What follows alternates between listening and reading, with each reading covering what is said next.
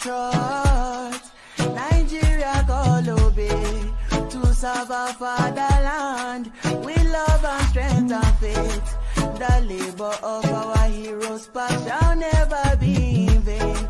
To serve with heart and might, one nation bound in freedom.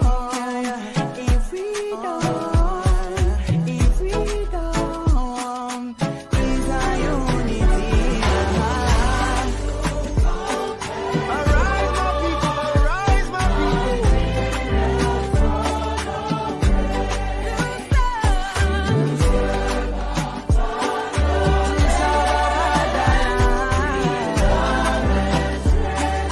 with love and strength and faith.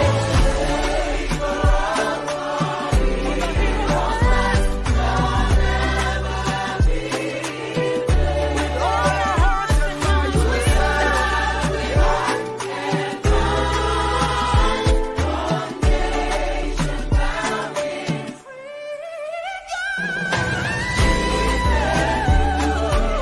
I'm about to go be down to them.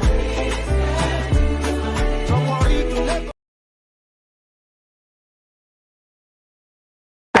Thank you so much for watching. Thank you. Have you subscribed? Yes, you. Have you subscribed? You. Yeah, before you go, click. It's free. Click. Just that's it. Have you subscribed? You are laughing. Have you subscribed? Have you subscribed? Thank you. Thank you. Thank you. Hey, madam. Thank you so much. I can see you. I can see you. We have to get to 100,000 subscribers. This by the end of the year. How are we going to do that if you don't subscribe? Yes, you.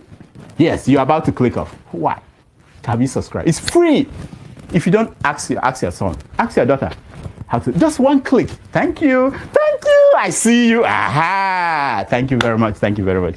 I'll see you tomorrow. Don't forget, that state is now an oil producing state. So they now have derivation, if you are not aware. So if you want to speak for anybody, please do not defend a Kalata like a Yabelo. Please do not. Okay, let me You can respond speak to for him. anybody, One but do second not there. defend a Kalata like a Yabelo. Do not. All right, thank you, Mohammed. The people of that state. Can I respond to him? No, Uh, not yet, oh, not yet. then go to hell. Rudolph, go to hell. All right. That's Rudolph, I've never seen this part of him before. My no, God.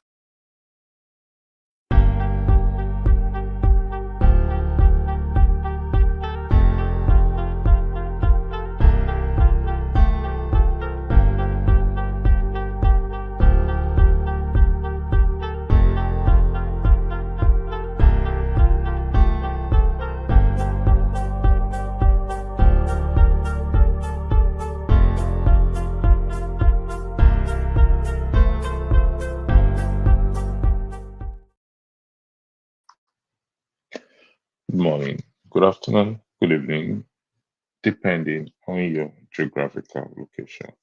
My name is Shane Kolantrolobia, and I'm welcome to today's podcast.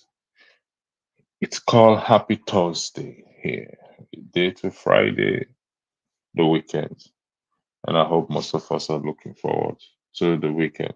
And those of us is celebrating the victory of the Republican Party and Donald Trump. Long may it last.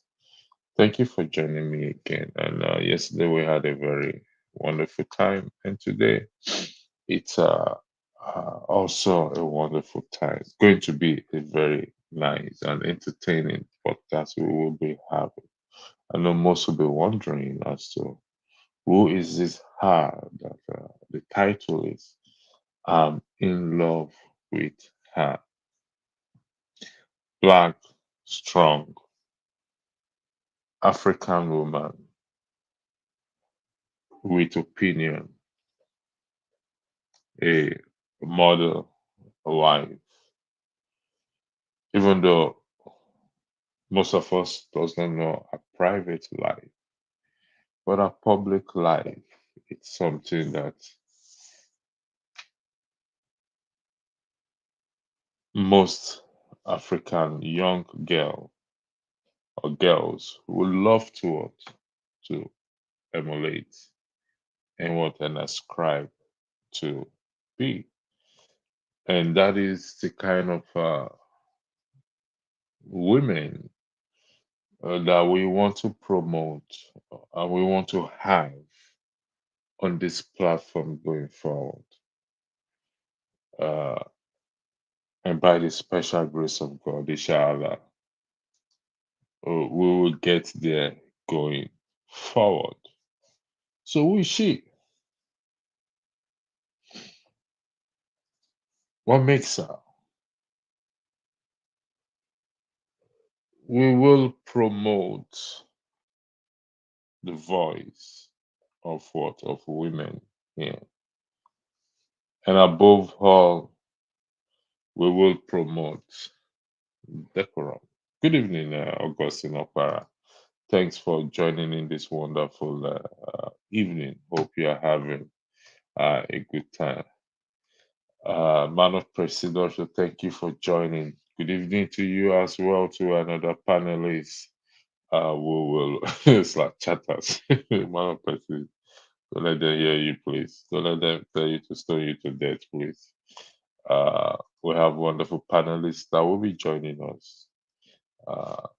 Also, the women's segment, we do more of the promotion. So join me as we see and watch who this lovely lady is, who what I'm in love with. Trust me, I am. But not in the way that we think our mind, as some of our mind have gone say, who is this person in love with? This electricity with women. Lord have mercy. So, as we watch this video, to help us to understand what exactly I am talking about. Also, it will help us to going forward on this platform as to the sort of platform we want to create, or we will be creating going forward. And I will use the phrase "I" in this podcast as we go along to give us a better understanding of what I'm talking about. So, here we go.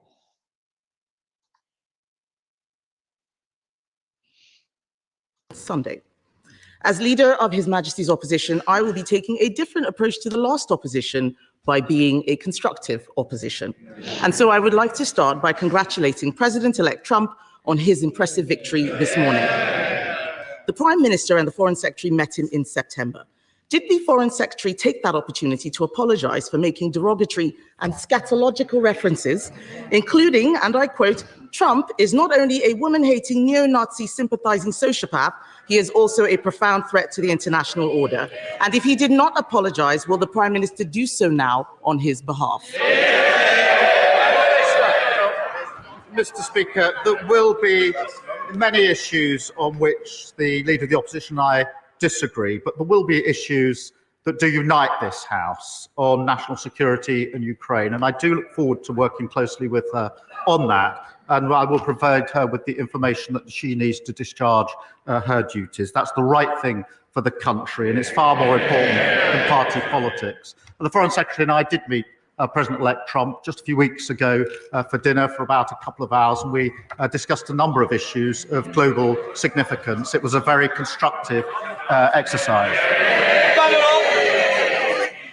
Mr. Speaker, the Prime Minister did not distance himself from the remarks made by the Foreign Secretary, and I'm very sure that President Trump will soon be calling to thank him for sending all of those North London Labour activists to campaign for his opponent. Given that most of his cabinet signed a motion to ban President Trump from addressing Parliament, will the Prime Minister show that he and his government can be more than student politicians by asking the Speaker to extend? Can they show that they can be more than student politicians? Order. Mr. Perkins, I don't need to anymore. Your voice carries, it's like mine, too loud. Are you getting caught short in the rain? With the Bearskin waterproof soft shell jacket, you won't even need an umbrella. This is the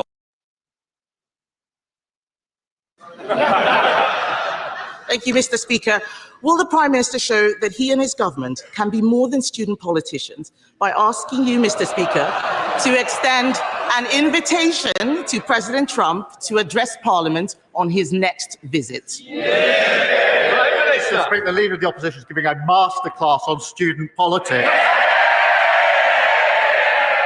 But seriously, Mr. Speaker, we live in probably more volatile world than we've lived in for many decades. It is absolutely crucial that we have a strong relationship, that strong special relationship forged in difficult circumstances between the US and the UK. We will continue to work, as we have done in the 4 months in government, on issues of security, our economy and global conflict.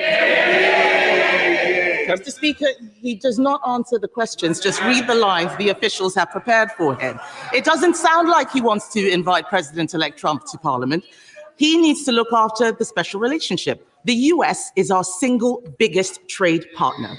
Given the risk of increased tariffs on UK exports, which threaten our manufacturing sector, will the Prime Minister commit now to continue the negotiations on our free trade agreement with the US, which the Biden administration cancelled when they came into office? Prime Minister. Mr. Speaker, of course we will discuss issues of our economy with the President-elect, as we already have done. Economy, security and global conflict are issues of real significance that ought to unite this House. But when it comes to the economy, what we've done with our budget is to fix the foundations after 14 years. Return to economic stability of the £23 million black hole. We've protected the pay slips of working people. We've done the single biggest investment in our country for a generation in the NHS, in schools and homes. We've given a pay rise to the 3 million lowest paid. If she's opposed to that investment or the pay rise for working people, she's a straight talker as I understand it, perhaps she should say so. Mr. Speaker, discuss, chat. He has no plans whatsoever. No plans whatsoever for building on the special relationship. He needs to realize that we in this country rely on our single biggest trade partner. President Trump is also right to argue that Europe needs to increase its defense spending. The last Conservative government committed to raising defense spending to 2.5% by 2030. Will the Prime Minister finally match this commitment? Mr. Speaker, there is no more important duty than keeping the people of this country safe. And it was the Labour government that signed the NATO treaty in the first place, and we are strong supporters. We have a strategic defence review. We are committed to 2.5%. Well, I would remind the last time 2.5 was met was under the last Labour government. 14 years, and they never did it once. Last year, the NAO identified a £17 billion black hole in the MOD finances. The former Defence Secretary said the previous government hollowed out the armed forces, and the plan they put forward at the election was pure fantasy. Mr. Speaker, he will not make that commitment. That is very clear. All that he is doing,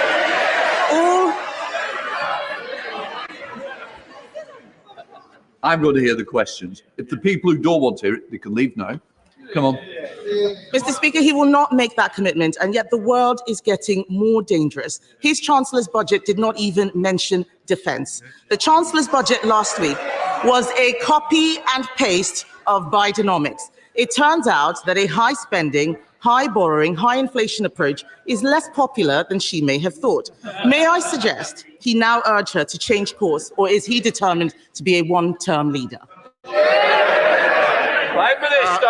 The one thing I learned as Leader of the Opposition is it's a good idea to listen to what the government is actually saying. I think she just said that defence wasn't mentioned in the budget. It was 7 days ago that it was absolutely clear and central to the budget, as was economic growth. We are fixing the foundations. We're giving a pay rise to millions of people. We're picking up the mess that they left, 22 billion, and a tax rise and a pay rise for working people. And I haven't heard yet her welcome that pay rise for the 3 million lowest paid workers. Does she now welcome it? To stick to her previous policy that it's excessive? Mr. Speaker, I was the one who raised the minimum wage last year as business secretary. I have a strong record on this, but we need to make sure that we balance the books. His scripted lines are showing that he has not even listened to the budget himself. So I will try a different question. Perhaps he can give something that is unscripted to the people watching. Farmers across the United Kingdom, Mr. Speaker, Order! I don't need any help. Can I just say, if somebody wants to leave, I'll be helping them do that. I'm going to hear the question, and I certainly want to hear the answer as well. So please, let's have some courtesy.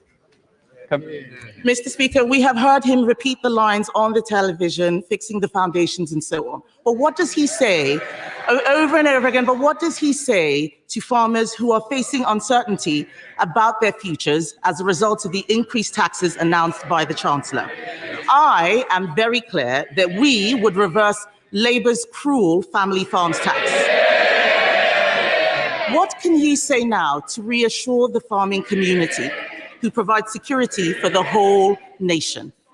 Prime Minister. I'm happy to help the leader of the opposition. If she's going to complain about scripted answers, it's probably best not to read that from a script. What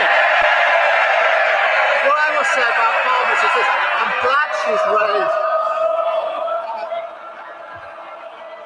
I'm glad she's raised farmers because the budget. One of Prestige, thank you for joining. How are you doing today? Now, I know you're more focused on America and what's happening in America, but that's the UK Prime Minister QMS question and answer section. And that is coming pattern of the new Conservative party leader. Now, tell me, the title is "I'm in love with her." Let me watching her. I mean, watching her. Won't you? It's a question. Be in love with such a lady or a woman? Man of prestige. I know the heading kind of caught people off guard. You kind of a lot of people will wondering who am I in love with. I mean, she's a British Nigerian, the way people say African Nigerian, African American. Good evening, Electricity. I think the caption is kind of mystery, making one of the searches. Who is Electricity in love with? What are we talking about? I didn't even know. I didn't even know what's going to be about politics. Okay, I thought it was going to be that. That doesn't mean I wouldn't have joined, but I thought you are leaning towards women. I thought the ladies were supposed to be here, so that's the way I was looking at it. But that notwithstanding, okay, I see who you're in love with. You're in love with the party. What's her name? Biden, all right? Okay. Yeah. So. Are we done with American politics? So we are pivoting back to UK politics. I thought UK politics is not in the 5 years' time or whatever. No, you see, when I watched it, you can see the session there, the PMQ session there. One of the things that caught my attention is the behaviors of the people, the parliamentarians there. And the speaker, which is the moderator, he was able to put things under control to the extent he asked them that if they want to leave, they can leave, and if they don't want to hear the question and the answer, he's going to help them leave. Decorum. There was a moment of rowdiness, joke, fun, but there is a high degree of decorum and respect to the speaker. And also, that is the way forward we'll be going on this platform. pushing for decorum. And those are people who earn thousands of pounds, unlike you and I that we come here, we don't, only God knows what our salary is, and we feel have this entitlement mentality that we can't, nobody can talk to us. Again, also, we want to promote strong, we want to promote women here, their opinion on this platform, not just on Saturdays, on this platform in general. She's a mother, she's a wife, and yet she still have an opinion, and opinion is also respected and not feel threatened. And that is one of the reasons why it's about politics, and we want our women to come here to have a constructive, give their constructive argument also, and also for us to have what they say, let's have some courtesy, to apply courtesy in whatever we do here. So it's about politics. We can go to American politics, we'll go to Nigerian politics. So it's open to any politics that you want to talk about, not just necessarily the British politics. I yield the floor back to you. Thank you. Okay, thank you very much. Yeah, I think she was nominated to be the Labour Party leader, on Saturday. I think it was Saturday, whatever, So I've had her speech before, because I think there's somebody on the opposition that stated, was it on Sunday or something like that, that they have nominated the white supremacy to be the leader of the Conservative Party, just because of narrative before. But this is politics. She was pandering to the, she's a British citizen. So let's Nigeria not misguided about being a Nigerian. She's pandering to whatever is going to give her the position. This is exactly the kind of politics that was played in America. So we come to American politics there. So that's exactly what she's doing. But you over there in British or something like that, so you probably has more opinion. I'm not one of those people that's going to come here and profess that I know about British politics more than some of you in London, some of you in British come to poke nose in American politics, thinking that you know more than us when it comes to American politics. I'm not going to do that, but I'm just going to ask questions. So my question is that I'm proud that she was able to get the position as a woman. That's one. Secondly, as a Nigerian descent, that's an achievement. I'm very proud of her. Regardless of utterances, the way she dished Nigeria and everything. I had some of the comments that she made. But it's politics. She was just pandering to get the position, and she found out. So all I can say, I wish her good luck. So the way the British politics goes. I mean, it might be tomorrow. There may be a change, there may be election again tomorrow. You know how you do. It's not like every 4 years. No. I think it's every 5 years, but sometimes they call for snap election if things don't go. Yeah, but I've seen an election that is what's an increase. The last lady. How long did she last? Liz Truss. I think Liz Truss only lasts for 40 days, 45 days.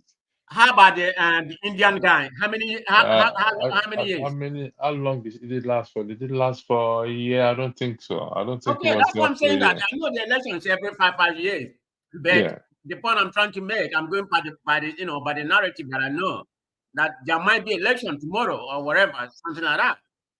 Does she have a chance? Yeah, she's one of the two candidates. She has a very good chance, but I don't know. Being a black and I'm American, African descent. I don't know if they're gonna play that identity politics. I don't know what's gonna happen. So you know better. Man of prestige, what God cannot do does not exist. Okay. So it's possible for her to become prime minister come someday. No. I wish her good luck. I wish her good luck. And I'm proud of her being a Nigerian descent. But I mean, she's from British. So as of right now, that's all we know. Yeah. So it's I'm even more proud for being a woman to have obtained that position.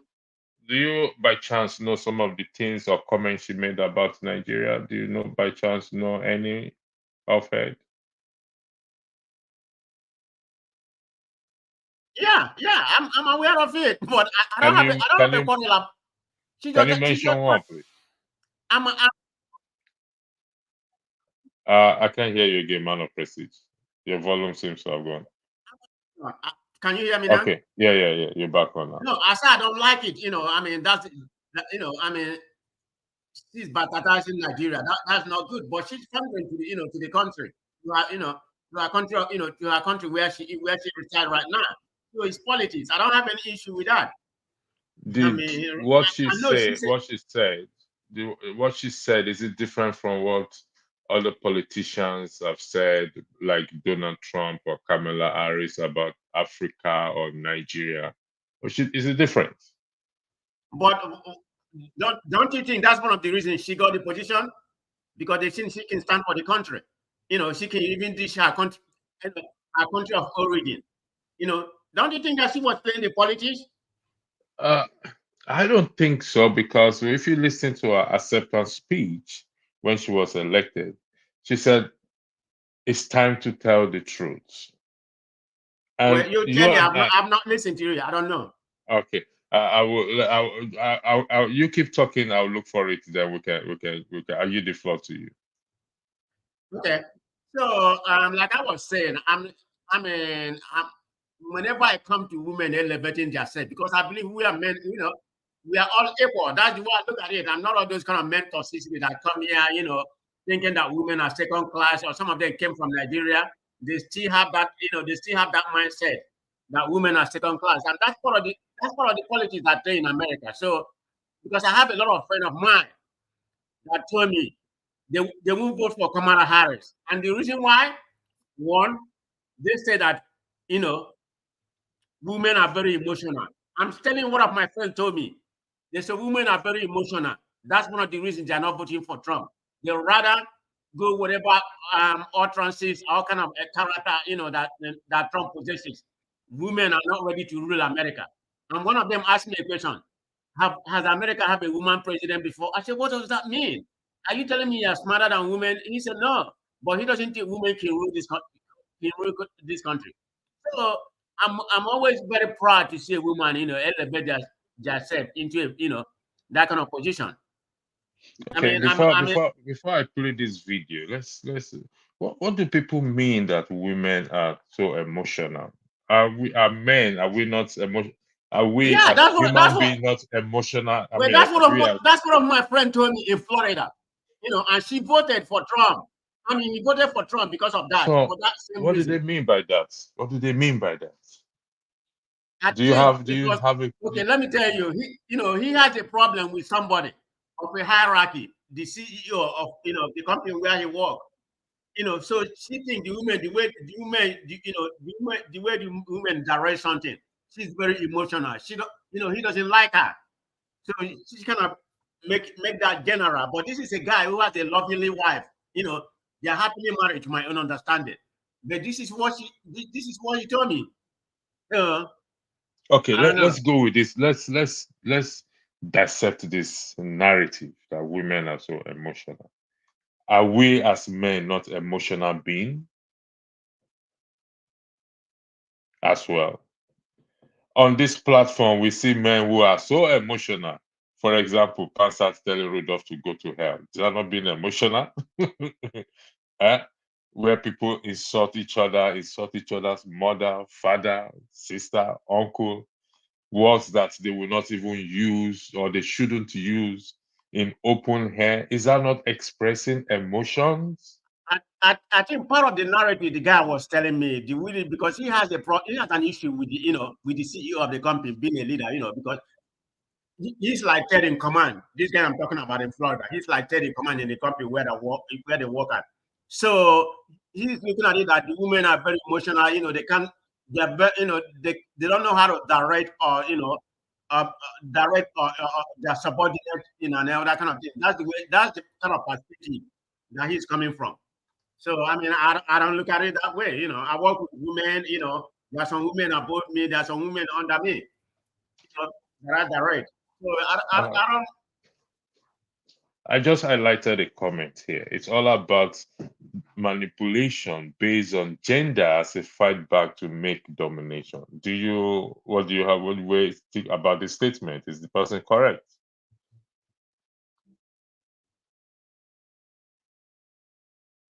Because we want to dominate. So we're saying women are emotional being. Are we, even though we men, in my opinion, are more emotional than women?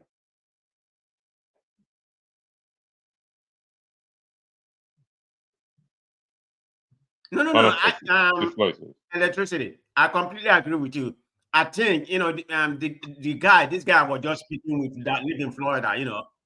He was just using that as an excuse. It's a matter of men dominant because they can't fathom to see a woman being in that kind of position. To be an authority over them. I think that's the way I'm looking at it. I mean, when in Western world, they may go with the system, obey the law because they don't want to get in trouble. It's just men, general, not even Nigeria, even the men here. That's how. But they can't come out and say it. They can't utilize their authority the way they want to, just because of the system that we have in the Western nation. They have to go with the system. A lot of men are like that. It's not just African thing. Maybe African take it to a different level because of where they have been and the society where we are. But even the men here, they are the same thing. So, I mean, that's why I look at it. Like I said, I don't have any issue with that. That's why I didn't have any issue. If Kamala, that's why I was ruling for Kamala Harris. Me. It's not about I'm a progressive. I'm not going to deny that. But what's the personality of the other guy that won? I mean, yeah, he has won. So we see what he can do. He's my president. And I accept him. So it is what it is. That's where we are in America. So he has 4 years to show what he can do. But I hope people don't get disappointed. Do you think Donald Trump will do anything different from when he was last time president? In your opinion? This is my own opinion. This is my own opinion. I mean, anything is subject to change. Okay, what we are doing right now, remember when he was in office, that guy did not have, he has a guide rep, people, who are guiding him not to do what he wanted to do because he wanted to be a dictatorship. Kelly, the chief of staff, the one that called him a fascism, the army general, the one that called him a fascism, they were the guide rep. So what I'm thinking right now, if, he's gonna nominate people of sycophancies, is there going to be any guide rep? Like say he said he's going to go, jail Nancy Pelosi or anybody, everybody that offended him, he's going to put them in jail. Is there going to be any guide rep? I know we have a structure. He may not be able to accomplish anything he wants to accomplish, or maybe he can come out tomorrow. He may come out tomorrow. We do what is right. In my opinion, of watching American politics and watching where the application of law, he said all these things in the last when he was president, but there are also checks and balances everywhere. So they're not just going to leave him to run amok and say he's going to go after Nancy Pelosi and rest this year. I mean, that is Donald Trump. No. I don't think he's going to be able to do that. We have a structure. I mean, he may have said that for politics. Maybe the first time he was in the White House, he didn't have an experience. So he was thinking that he can be an authoritarian. Maybe after the second time right now, he may change his way of governing and become a very good president. But we are just going by antecedent. That's what people was going because of the way he behaved before. But what we're saying right now, he doesn't have any guide right now. Somebody who's going to guide him like the chief of staff, Kelly, the head of the military, and some other people, that was guiding him, say, don't do this, don't do this, don't do this. But I'm not saying he's going to do the same thing, but you have to go with somebody antecedent. That may happen and that may not happen. I mean, nothing is going to happen to me. Whether the economy is going to be good or the economy is not going to be good, we're going to be good. I don't think Americans or the government or those in the relevant authority will allow him to do such a thing and go after people. From American politics I have watched, So it can be a dictator. I don't think so. America But there are is not certain things designed. that within his discrepancies. There are certain things that within his discrepancy doesn't have to go through law. But he can, he can It can permutate. issue executive. It can issue executive order, but it cannot Yeah, just he can issue use executive executive power. order. Like, okay, he can start, like he said, the first time when he come in the office, he's going to start deporting illegal immigrants or some people with criminal background, all that kind of thing. Yeah, so it's going to be the largest mass deportation ever in this country. He may do it, he may not do it. All that may be politics. I don't know. But most are politics. Was he able to build the wall? You can't really say most are politics. You just said all that may be. You can't say. Okay. Some of them are politics. Yeah. Okay, to gain the vote, to gain sympathy for those. No, he actually got it. He actually got it. He won in a landslide. Particularly the men. I mean, black people, everybody, particularly the men voted for him like he never been before. So well, it got 4 years to prove that or to look at that. Let's look at this abortion right policy.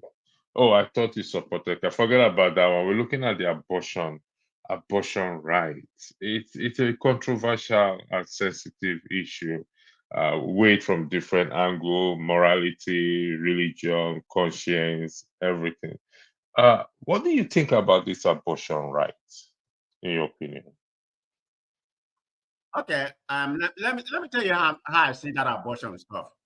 I mean, as a man, I'm not a woman or something like that. In honesty, I mean, I'm against abortion with some exception. Like incest or rape or that kind of things. But you can't force a woman to have, to be pregnant. That's the way I look at it. I'm a man. I can't stay here, be telling a woman what to do with their body. That is just totally not fair. I mean, all those old men in the Congress and everybody, we are there adjudicating case for women, what to do with their body. That's the way I see it. Let the women decide. If they want to have the abortion, let it be. I mean, let God judge them. I'm against it, except an exception of incest and rape and all that kind of things. Even my wife, let's assume we're about to have kids, we're not having any more kids. I say I don't want abortion, she want to have it. I can't stop her. I can't divorce my wife because she decided to have an abortion. No. But I'm going to tell her, how I feel. I want us to keep the baby. But she's the final determinant of that because that's her body. She's the one that carried it in the womb. I mean, I helped make the baby with my sperm. That's all I did, contribution. But she's the one that carried the baby for 9 months, 8 months, or whatever it may be. Well, she's the one that's going to do that. But if she decides to abort abortion, I can't disdain on her. I said, because you go against my belief, then we don't have a marriage again. I don't look at life like that. So that's how I see it. I don't know about you. Yeah, I concur to you to an extent, but I don't. In my opinion, I don't know if it has ever happened. Don't let me say it if I know. If because of a woman decide to abort in the context of a relationship, marriage, and the man will have to divorce her because of that. Have you heard such a? I think to me, I feel that's an extreme situation for any man to go. Does that happen? No.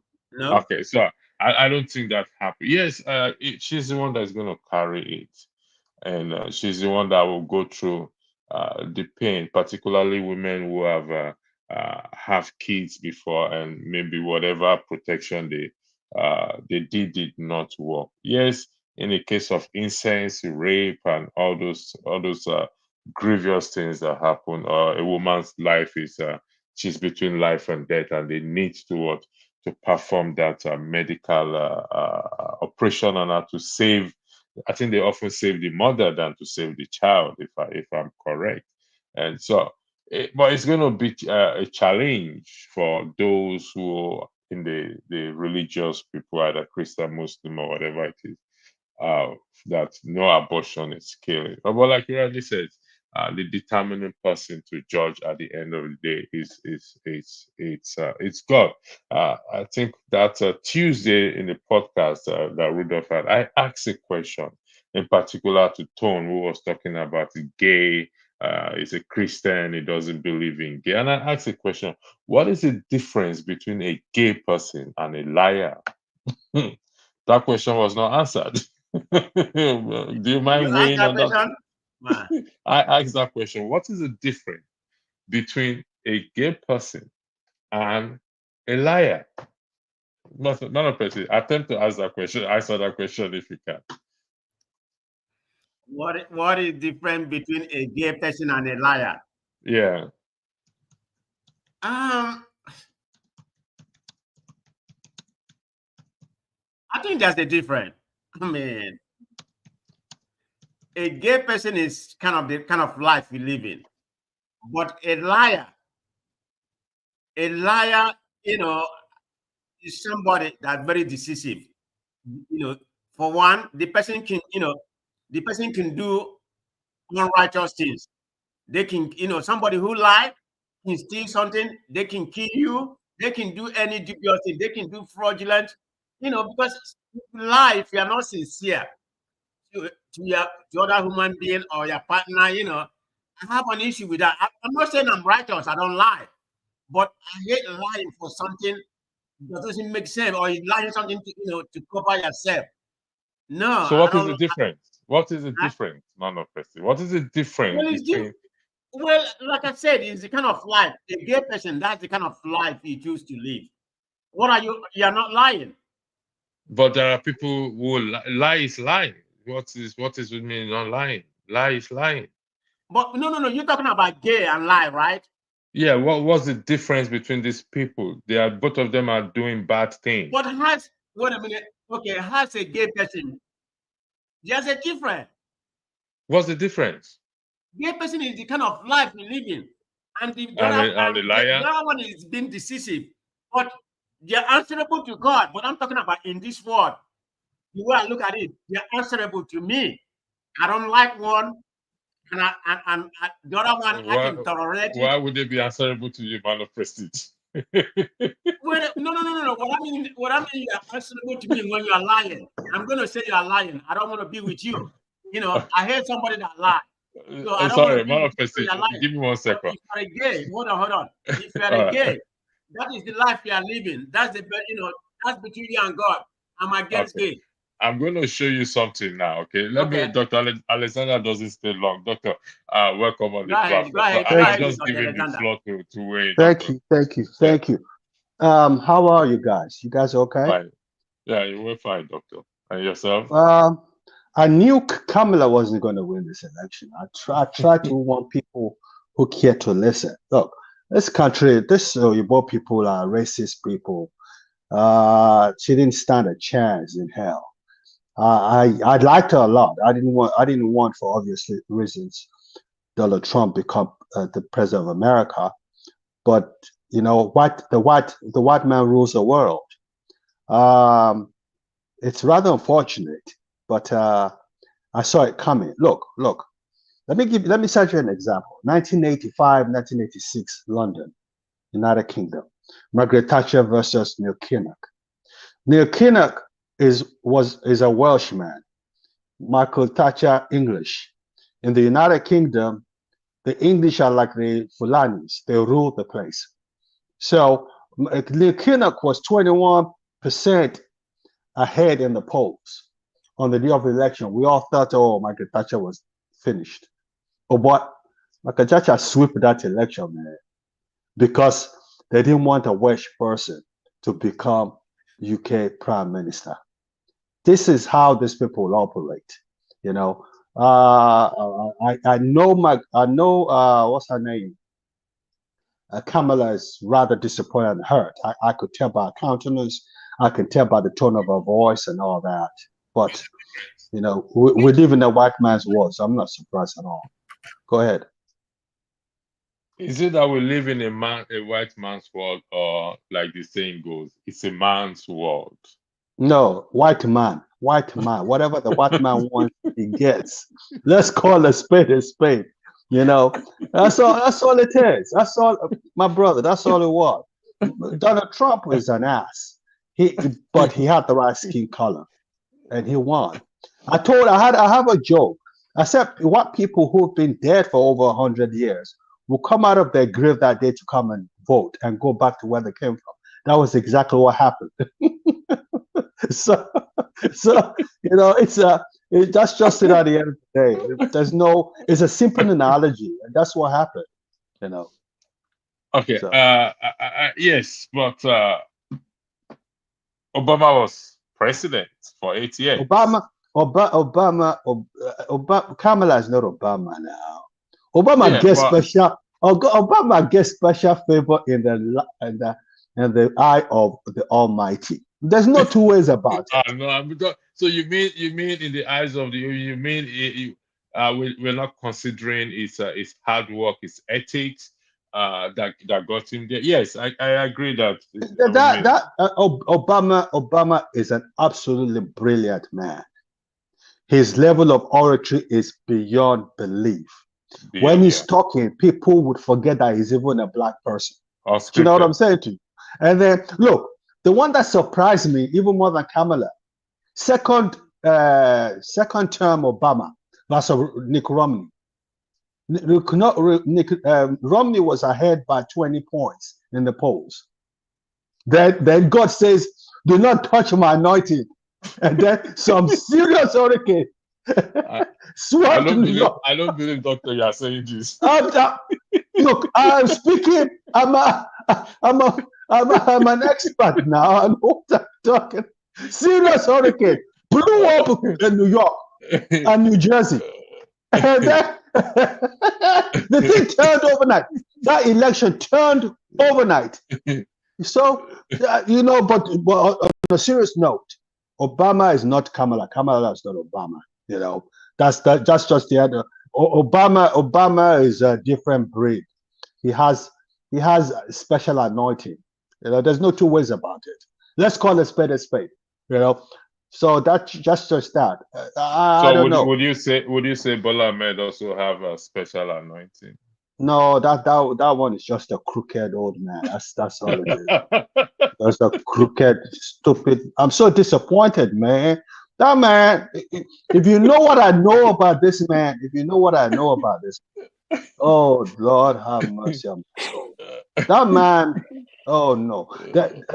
Anyway, let me zip it. So but that's that. Thank you, Doctor. Thank you. Thank you for having me. I appreciate it. Thank you. Yeah, you're welcome, Doctor. It's nice to have you. Thank you, Dr. Alexander. Thank you. Yeah, Madam Luke, welcome. AY, you're welcome. Going back to what I asked myself and Manu. I know, Doctor, you will disappear soon, so please, I beg your indulgence. Let me have Doctor to weigh in on this. The argument is, what's the difference between a gay person and a liar? Doctor, the floor is yours. Okay, Dr. Gomez is, I think he's frozen. I think so. Yeah, Doctor, when it comes he's frozen. He's frozen. Yeah, it's frozen. I'll go to Madam Luke. Madam KJ, welcome. Madam Luke, I played a video earlier. I mean, the topic was a little bit, I know a lot of people were curious as to who this moderator is in love with, but I played a video of Kemi Badenoch, the British conservative, neo-elected conservative leaders promoting the black woman. She's a mother, she's a wife, and got the support of her husband. And man of prestige got carried away. He came out of curiosity to know who electricity is in love with until I played the video. And as to who I was referencing to. And going forward, I said the women with opinion, this platform will promote women, we promote decorum above all. And we take this platform to heaven and not to hell, as Pansat wished for us, sending Rudolph to hell. But since Rudolph came back, things have not been okay on this platform. But what God cannot do does not exist. So we're fighting all the demons, the devils, and the demons here right now. So However, what is the difference? I asked the question, I referenced Tone, who was so particular about gay, and I asked the question in the comment section, what is the difference between a gay person and a liar? Now, let me highlight this before you say something. Let me highlight this, which says here, it says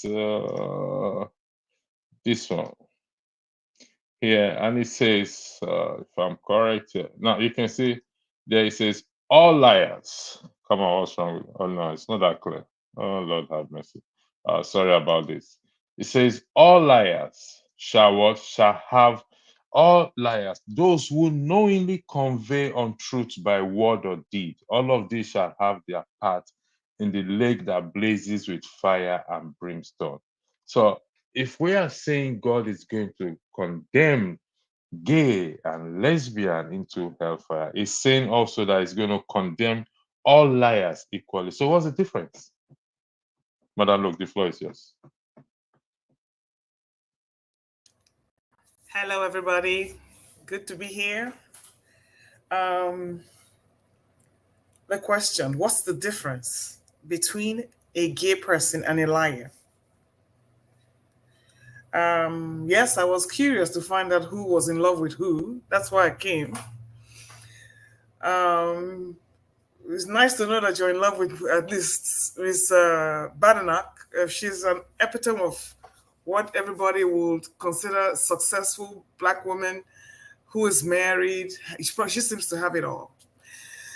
And I noticed that I think the Nigerian consulate tried to reach out to her and she snubbed them, or I was just browsing through the internet and trying, because it was a purportedly caption that she doesn't want to have anything to do with Nigeria because Nigeria is extremely corrupt. So that's for another angle. But yes, she is somebody to love. I'm in love with her too. Do you blame her for that, Madam? Do you blame her? She echoes my sentiments. So all right. I don't blame her at all, because nobody who is upright would like to associate with anything criminal, because, like I said, you will be tarnished. All they're going to do is to rope you into something that you don't know nothing about, and it's over. So it's a good thing that she's keeping her distance. Yes, I'm in love with her too. And I hope she continues to do well, and she continues to represent the UK and Nigeria with the best way possible.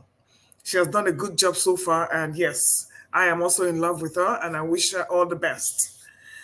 Having said that, we're talking about I am not exactly sure why you pose that question, the difference between a liar and a gay person. Okay, let me explain. Let me put context in it. We often go so hard on somebody on gays and lesbians, and we overlook those who lie. Some of us are perpetual liars. Some of us, when we say good morning, you have to go outside and look the sky to be sure that it's indeed really good morning. But both are the same thing I just read from you that says all liars. By this it says those who knowingly convey untruth by word or deed, all of these shall have their part in the lake of fire. So why are we so focused on a gay person and take our eyes off those of us who lie perpetually?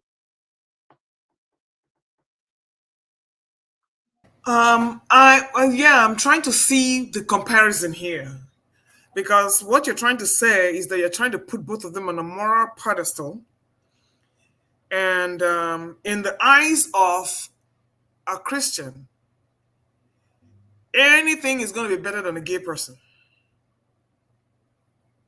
because that lifestyle is the worst kind of thing you could do to offend God. So it is not abnormal for them to look away and say, yeah, because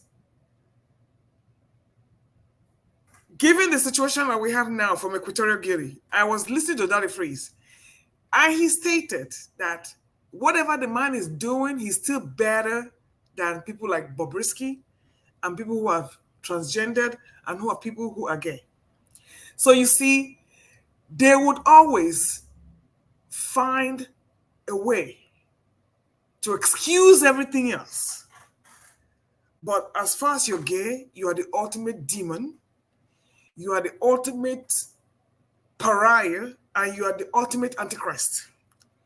So that is the reason why it is a judgmental pedestal in which you have a hierarchy of who's going to get the grace of God. And in that hierarchy, the gay person is the most tarnished and is the most condemned. That is the only way I can see it. Can I ask you a question? Can I interject? Yes, sir. Okay. Go ahead. You just made a narrative about, we are using the gay and lying, narrative here. And you make a hierarchy of wrong. How do you run that hierarchy? Did you rank it in terms, hold on. Did you rank it in terms of your own perspective or from God? No. It's just the perspective of a Christian. There, you can discuss anything. Listen, you can discuss anything on a Christian platform. But the moment a gay thing comes in there, everything is in the back burner. That is the worst crime you can commit against God. It's not my perspective. It is the reality. But I thought in the Bible they said even a tiny wrong is equal to a bigger wrong. Are they not supposed to be equal in terms of the eye of God? Not in the cry of the Christian. Not in the eye of the Christian. Who don't represent Christ or God, if we put it No, that way. I'm not quarreling with you. I'm trying to understand. Go ahead. I'm sorry. That's what I'm trying to tell you. It's not my perspective, it's the reality. Because if you come into a room and you discuss anything else, the moment you bring that gay thing, all better off. All better off. Because as far as they're concerned, that's the worst aberration you can ever indulge in. So it's not my perspective, it's what the reality is. Thank you, madam. And that is why you have a lot of homophobes and you have hate crimes. You're not going to kill anybody for being a liar, but you're going to kill somebody for being gay, right? I rest my case. Thank you very much for that. We'll come back. It's an interesting topic. Anyway, the floor is just in respect to what we're talking. You can weigh in on the UK. Sorry, while I'm at it, Mr. Electricity, I beg. I don't know which of you put us on shadow ban there. I talked to Dr. Damages about this. I can't do my super chats. Come again, your super chats. I can't send super chats. I can't do anything. You can't send super chats. I can't make comments. I can't do anything. I don't know who ban you. I'll bring it up with Rudolph. I have no clue, but I'll bring it up with Rudolph to find. Just try and type something. Just try and type something. Let me see if did you? Maybe somebody blocked you. I don't know.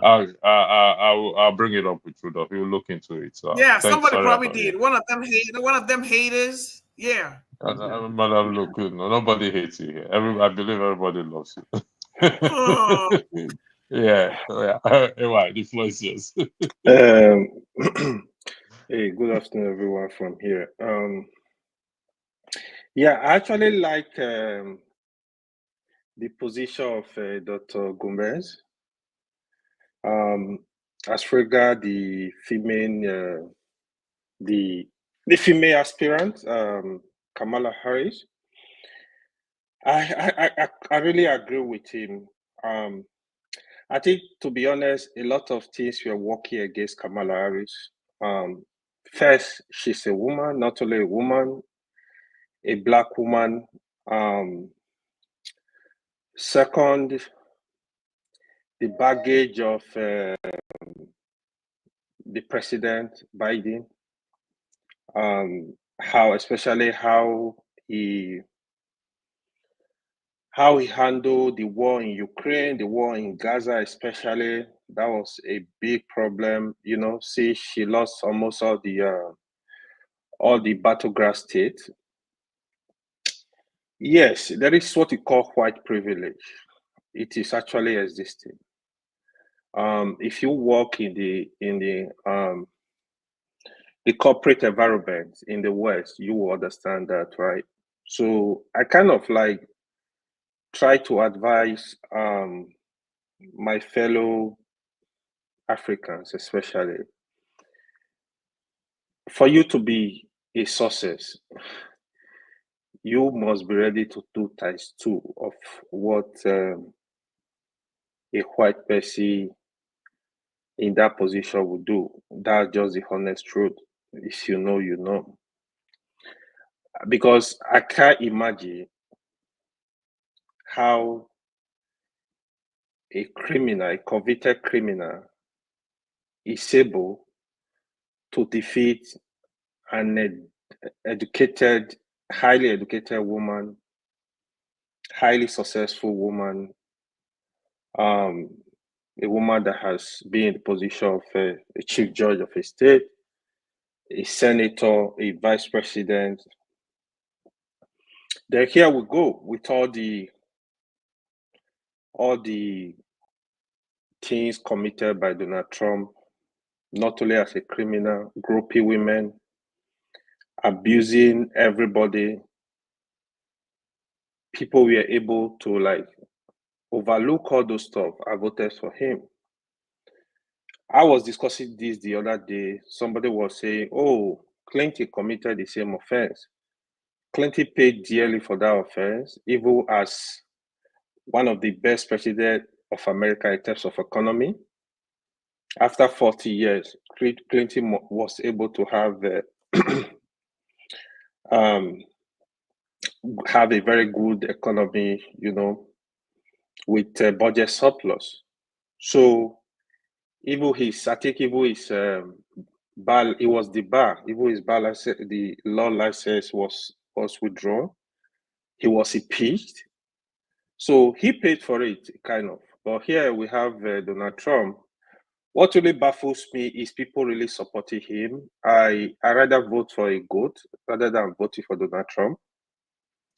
I'm not going to vote for him. What baffles me is people that are here criticizing Tinubu.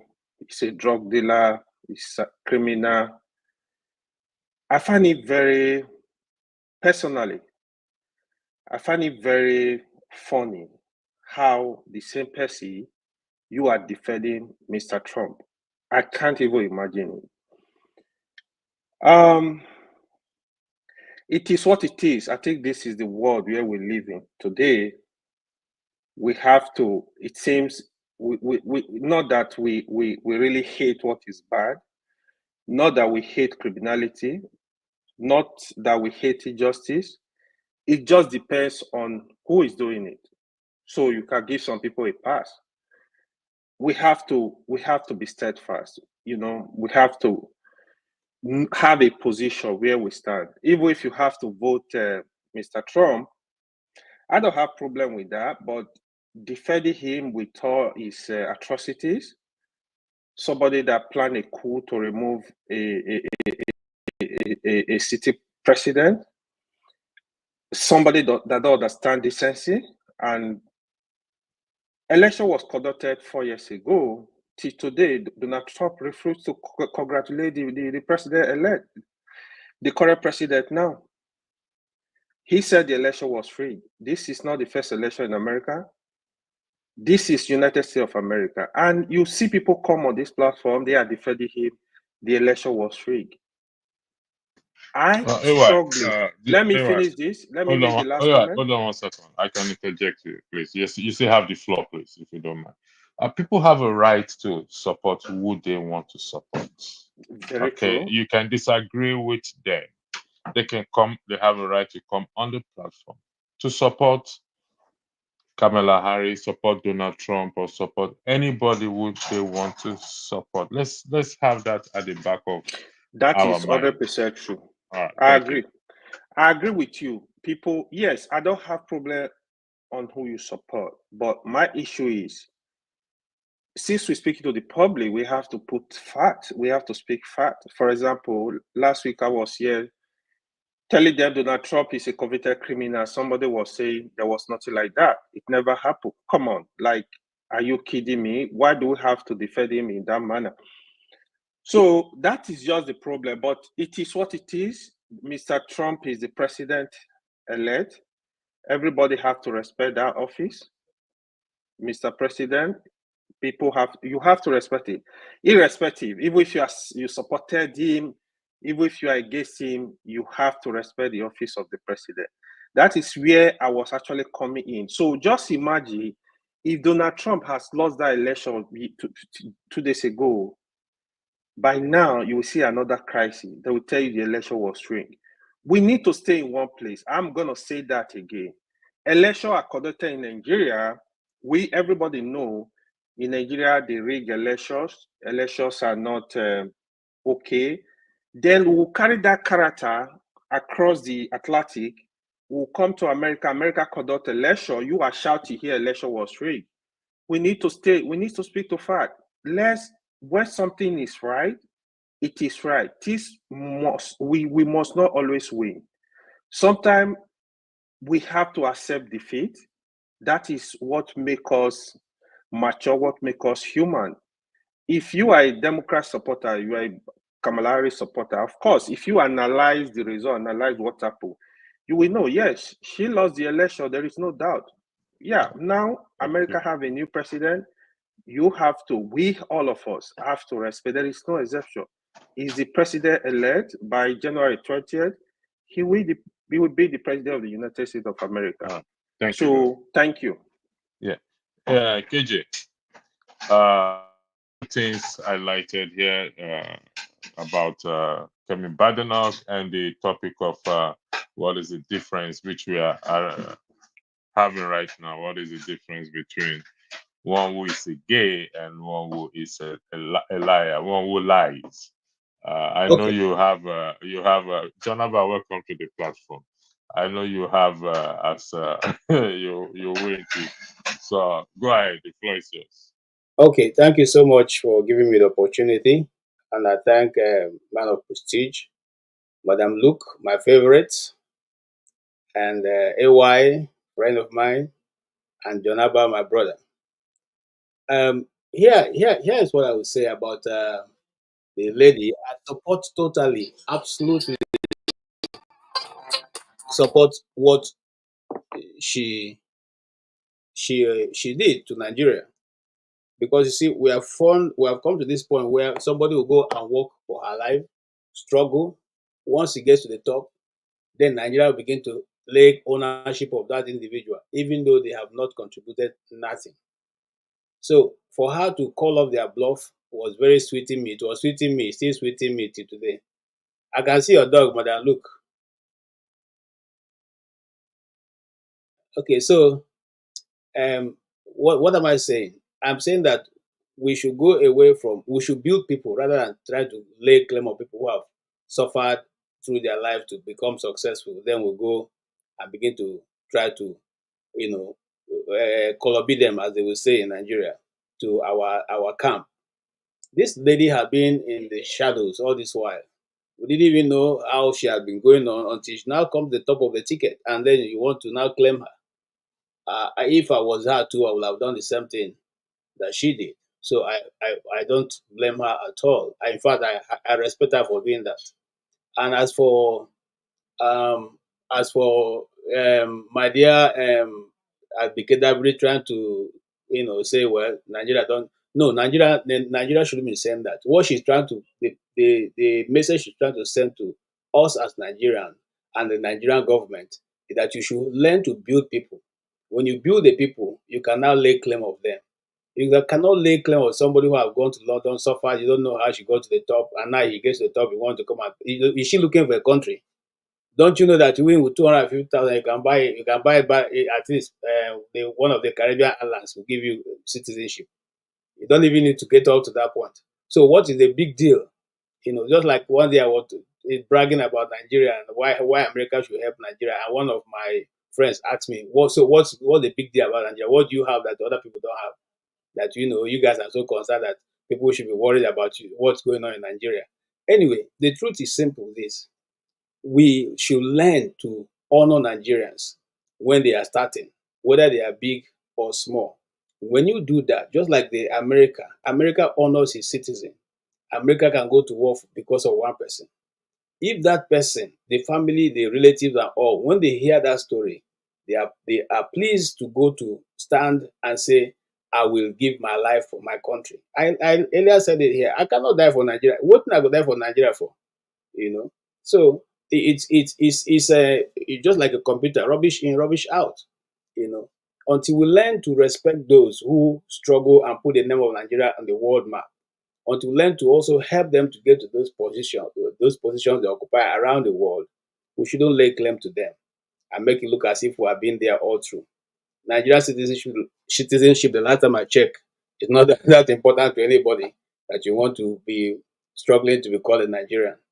Having said that, I wish her well. I wish her to give her best to a country that she had decided by herself as a country, which is Britain, and Britain has given her all that she has become. And so I owe no grudges against her. I just wish her to succeed so that she will have written the name of herself and her parents who migrated there in gold. Having said that, as for, I'm not going to talk about, I'm just going to lean towards the victory that we are now enjoying. Donald Trump, by the speakings of the Americans, they have declared the position they stand. Before now, it was said that, well, you can win the college vote, the electoral votes, but you cannot win popular votes. By the support Americans are giving to Donald Trump, irrespective of what you think he is, the largest population of Americans have gone to the polls and they've said, this is who we want to be our leader. I, sitting here as KJ, have no right whatsoever to question that choice. It is their choice, and they are standing by it. Anybody can decide to go and vote a goat. It's your business. But what we are saying is, in this election, the American people, majority of the American people, have chosen a candidate. If you didn't vote for him, it's okay. I said on this program, yesterday, that while I was in Nigeria, I voted for Olufalaye twice. I'm Igbo. Thank you, KJ. I'll come back to you, KJ. We'll go back round. You've not answered the second question, the second topic, and AY also, in my opinion, avoided to weigh in on that. No, that is very easy. I'll come back on that. I'll come back. I can answer it in 1 minute. No. I'll come back to you. Okay. Let me go to Jonathan. Jonathan, right. The floor is yours, please. Thank you. Good evening, electricity and fellow panelists. Which one do you want me to talk about? You are in love with her. Did you find a woman, or what are you talking about? Which one do you want me to talk about? Anyone you want to talk about. You have well, love with her. we're in the white man's world. So we, the black people, have not been able to have a black, even our own country, we have never protected our own female and the children. Rather, in some cases, they start to help us. Well, it's whether it's a British politics or American politics or elsewhere, it's a white man's world, and we are here to. Even us that are not politicians, who are we working for? We're still working for white men, and so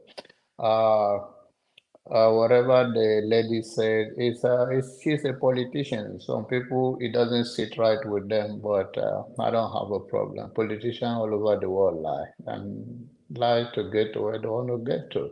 Some are used as a stooge, some are just brilliant enough, and whichever way they do, they are career politicians, so they have to have a position to practice, and it is what it is in that aspect. I don't want to talk more about British politics, but congratulations to her. Is a fellow Nigerian.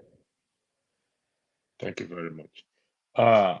Anyway, sorry, I'll come back to you, man of prestige, and I'll give you 2 minutes to weigh in on the other topic, please. The Kemi Badenoch? No. What's the difference between a gay person and a liar, please? Okay. Yeah. Okay. Let me You quickly. got 2 minutes, please. Thank you. Okay. Well, in my personal opinion, so I think a gay person, I will consider them worse than a liar. I'm sorry if I'm gonna offend anyone, but that's just my personal opinion. I feel it's not the same, because my religious belief is God did not create us to be gay, rather created us to procreate, right? So I'm not in line with that. But whatever anybody feel is comfortable with, that is your business. But I don't toe that line. At least on that, I support Republican too. A liar is not is also not something good. I would consider it also a big sin because of what you can do as a liar. You can lead people astray. You can lead the evil nation astray.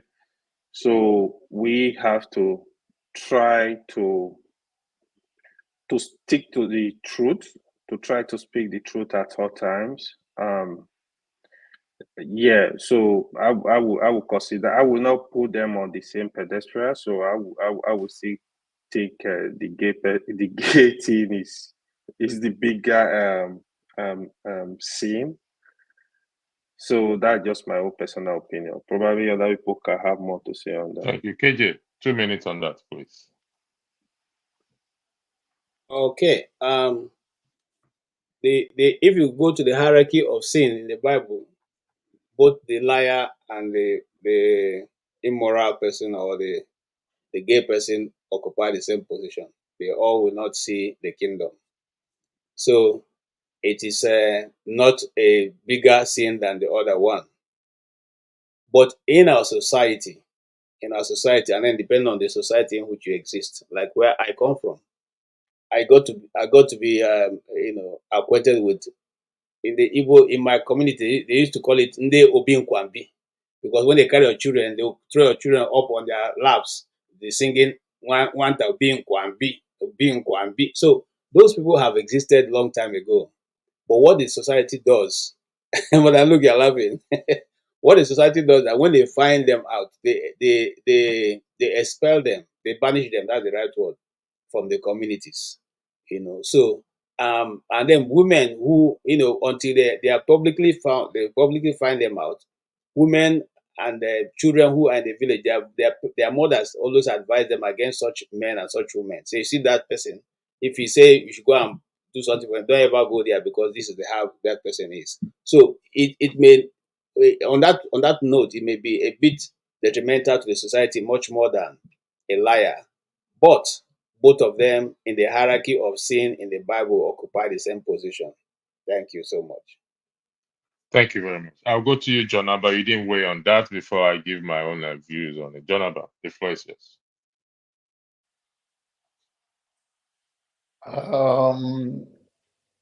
Gay and a liar, I don't know. One is a lifestyle, one is it's a choice of lifestyle, and one is just a liar. He lied.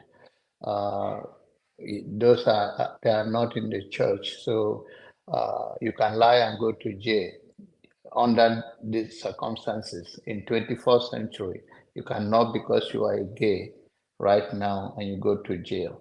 So it's a different thing under the law. So, and it's we, the the black people, that we use this Bible more. The world have transcended from that. They put law in place, and the law hold you accountable.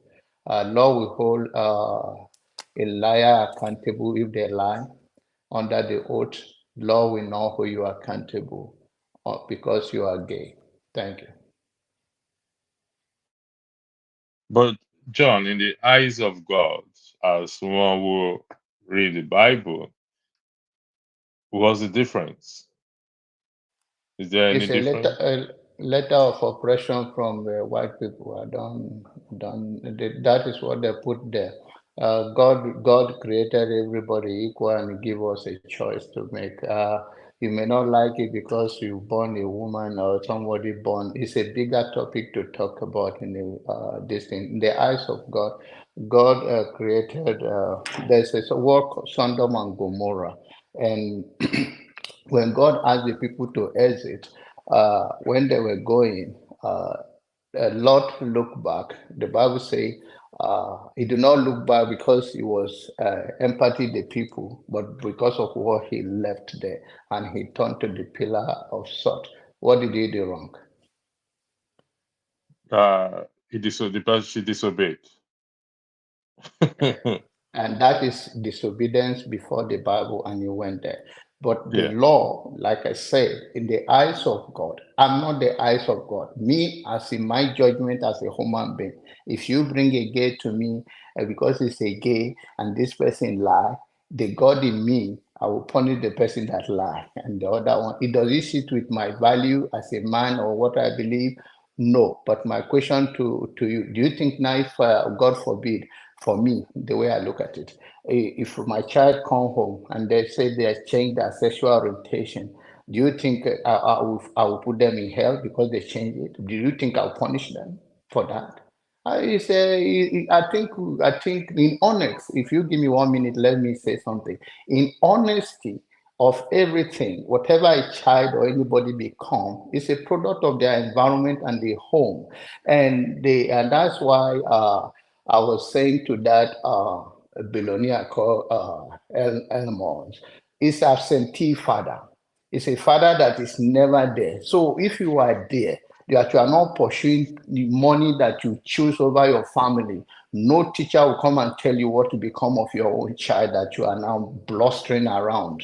So it's all the same thing. I would prefer to be in the life of my children and no teacher, no police, nobody, no outsider tell me, no neighbor tell me who is my child, because I'll be involved in their life and they will confide in me, and whatever the struggle they have, whatever I will do through counseling, whatever to go through. He's an absentee father, he's an irresponsible father. That is who he is, and he should live with it. Thank you.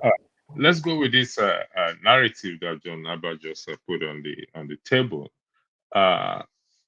Is it the case with every gay and lesbian person that their parents are absent in their life, or some of them made a choice along the way despite their parents being present in their life? Is it a general blanket statement, or in my own qualifying it, let me qualify, because it's me that nation. In my own qualification of that word, under that umbrella, I said I will not be hearing from teacher. If my child become part of it, whatever is going on in his or her head, as a responsible father, I will be the first person to know, and the teacher or any school do not have to tell me. That is what I'm saying. I'm not saying that it's a responsible. I'm saying a responsible father in the house, whatever the struggle they go through, you know it. You look into their eyes. They can confide in you. You are representing the value of what a man or parents should be, and the value you raise them with. But when you are absentee father looking for money around the world because you want to bear the name, and something happen and you are blaming outsider, you are irresponsible. Thank you. Thank you. Man of Prestige. Before I come to you, let's Man of Prestige. Let's go with this what John Abba just put on the table. The floor is yours, Man of Prestige. You got 3 minutes, please. Okay, let me ask John Abba something. This is just a hypothetical, okay?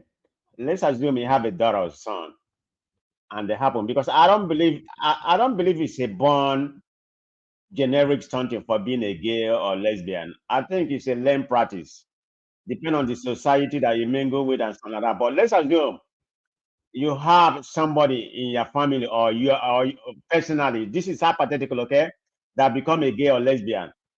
How would you disown that person, or your children, or in that regard? No, sir. I would love them the same thing. Okay. Okay. Thank you. I mean, according to what I believe, it's a learn something, because I don't really believe that anybody is born to be a gay or a lesbian. because that's not possible, because God never instituted for us to change our way of life in that regard. So it's a learned habit, that we become to see, maybe that's what we cherish, that's what we, the way we want to permeate our life. So in a finality, I just believe it's something, a learned habit, that we're not born to be gay. Probably we That's need why I say that. doctor to weigh in on this. So probably they can educate us if they are born to be or whatever. Yeah, I kind of Right, can agree you with hold Jonathan. on for your time, please? Man of Precious has the floor. Man of Precious, go ahead. Thank you. No, go ahead, AY. Yeah, well, wanted to say I kind of agree somehow with Jonaba. So where I stand is I'm not in line with them, but if that is who you are, I'm gonna respect you. I'm not gonna discriminate you because this is what you do. But for me and my heart, I don't agree with you, but you are still human. I don't think anybody should discriminate against them or harm them or do anything to them. Yeah, that's just my own point of view. Okay, let me continue where we stop, where I think it's a learn something and something like, it's just like the way we find ourselves in America right now, because there has been all this conspiracy theory coming from other people that the Democrats, they are the people that created all these homosexual people in this country and that. This has been existing long time ago. I mean, before any of the party has been existing. The only thing the Democrats give them as a human being, which I'm for. If you're a gay or lesbian, you can practice whatever you practice. I respect what you do, but don't bring it close to me. But what the Democrat has actually done, give them a right of existence. I mean, you respect animal, right? Animal has a right. And you don't want gay people as a human being not to have a right. That's where I have an issue. I don't have any problem about, I have a problem about what they do, but if they want to do it, let them do it over there. But you have some people who believe that they should be exterminated in this world. I mean, they're human beings. They choose to practice what you don't believe, which I don't believe. But they should have a right to Medicare, any right that we have. That's how I believe we need. So for you to come here and say you're going to exterminate all the whole gay, they are the one making all the whole, evil, taking them to Africa. Africa, you control your own destiny. Democrat is not going to go and bring gay to you people. You already have gay. So all this nonsense people will be speaking here, Democrat, they are the one that make them seem like they are inhuman. They are the one perpetuating the whole nonsense. But anyway, talking about American situation, this is where we are right now. Donald Trump has been elected, our president, and I respect him, but do I respect him as the man that he is? No, because I don't like for whatever he stands. I have a disdain for him because of his character. I don't have any problem with any Democrat or Republican, ruling this country.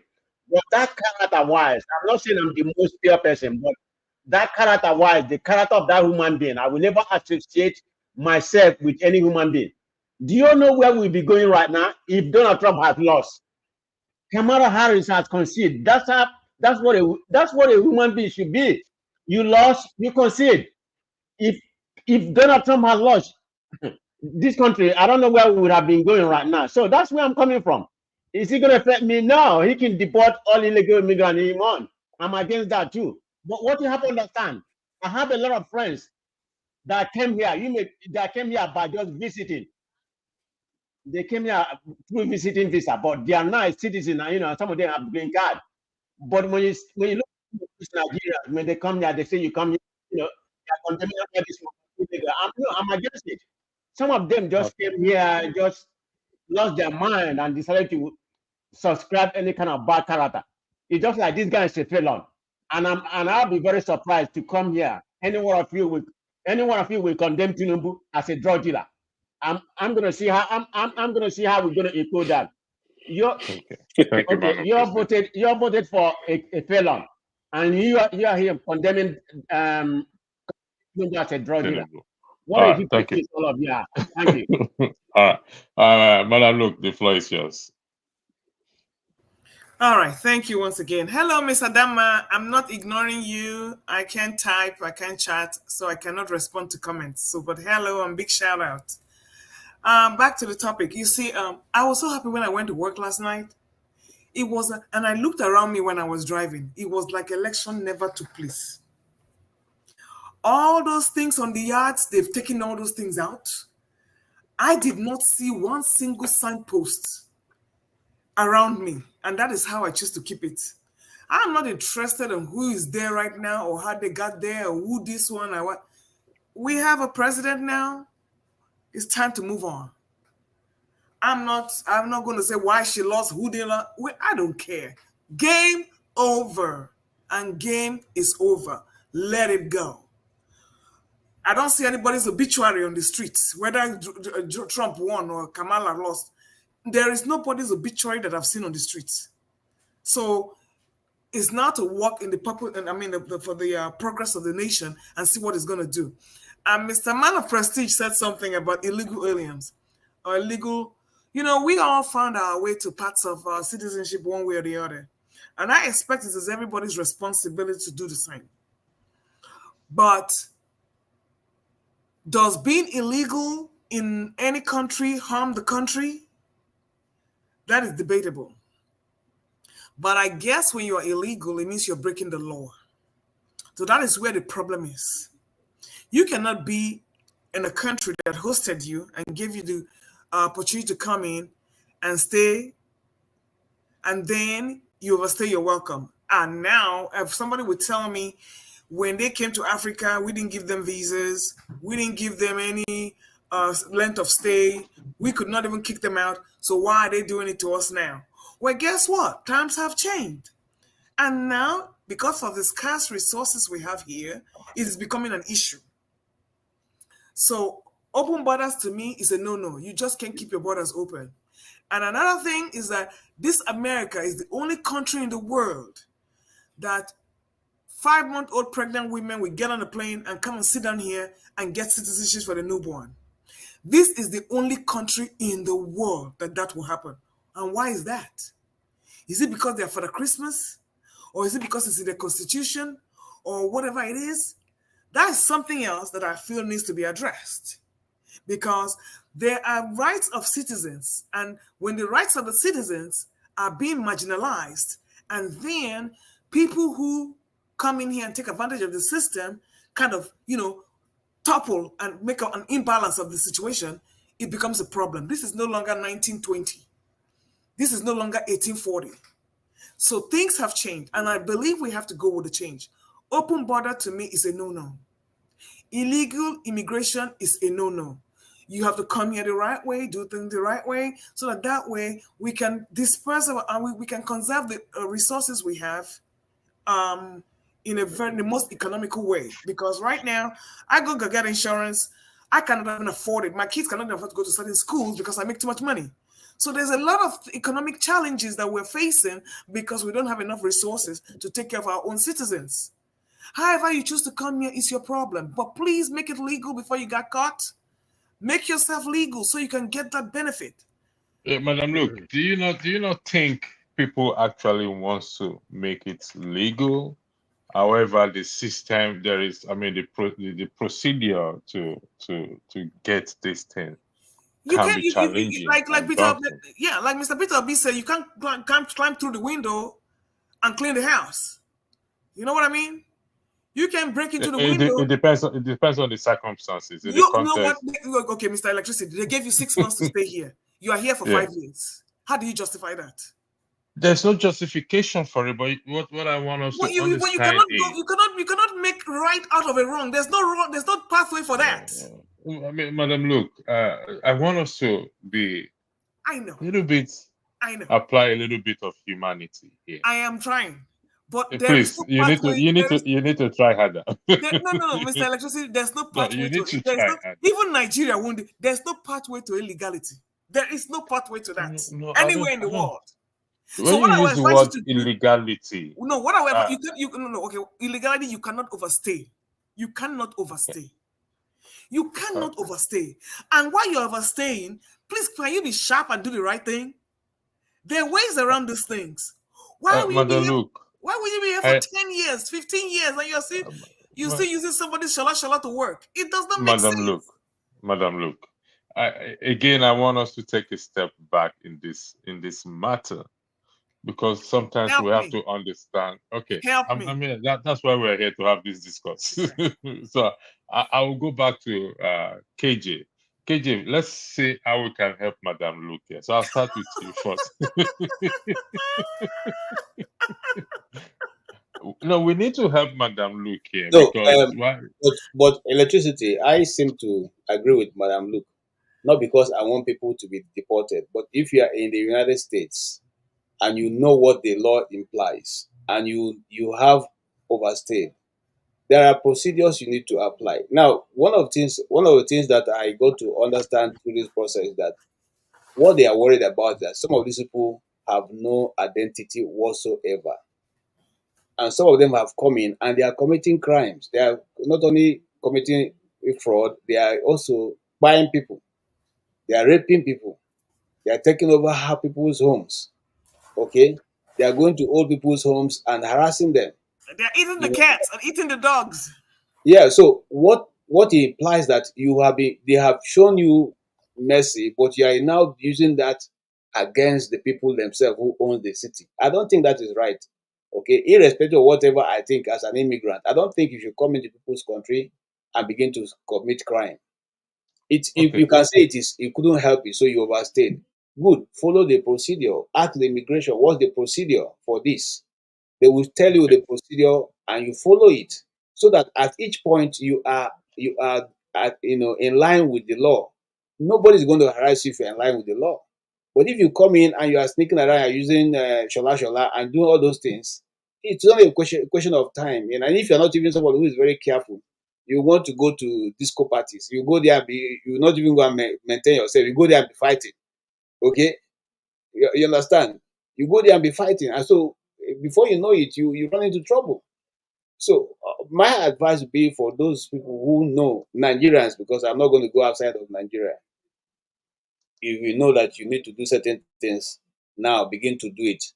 But like I said, because I followed that debate extensively, and J.D. Vance said that they are not really after those people who are here and working and are peaceful, they don't have any problem. They are starting with those people who they know, who are known criminals from their countries who came through the southern border. They are going to fish those ones out, and those ones who are buying people, and those ones who have all kinds of crime. Those are the people that are going to go after. Because it's not going to be easy to deport 10 million people. How are you going to do that in 4 years? It's not possible. Even if you are deporting them every 1 hour, you can't deport all of them. Oh, Mr. KJ, I beg to differ. Rwanda is helping. Okay. No, that Rwanda deal has fallen off. It's not going to work again. So I totally agree with what Madam Luke have said, and I appeal to our people: if you need to do something, so that you are not found on the side of the law that's not. Exactly. We are intelligent people and we are smart. There are opportunities for you to do that, but I have one of them who is so religious they won't do it, and they've been here for over 25 years.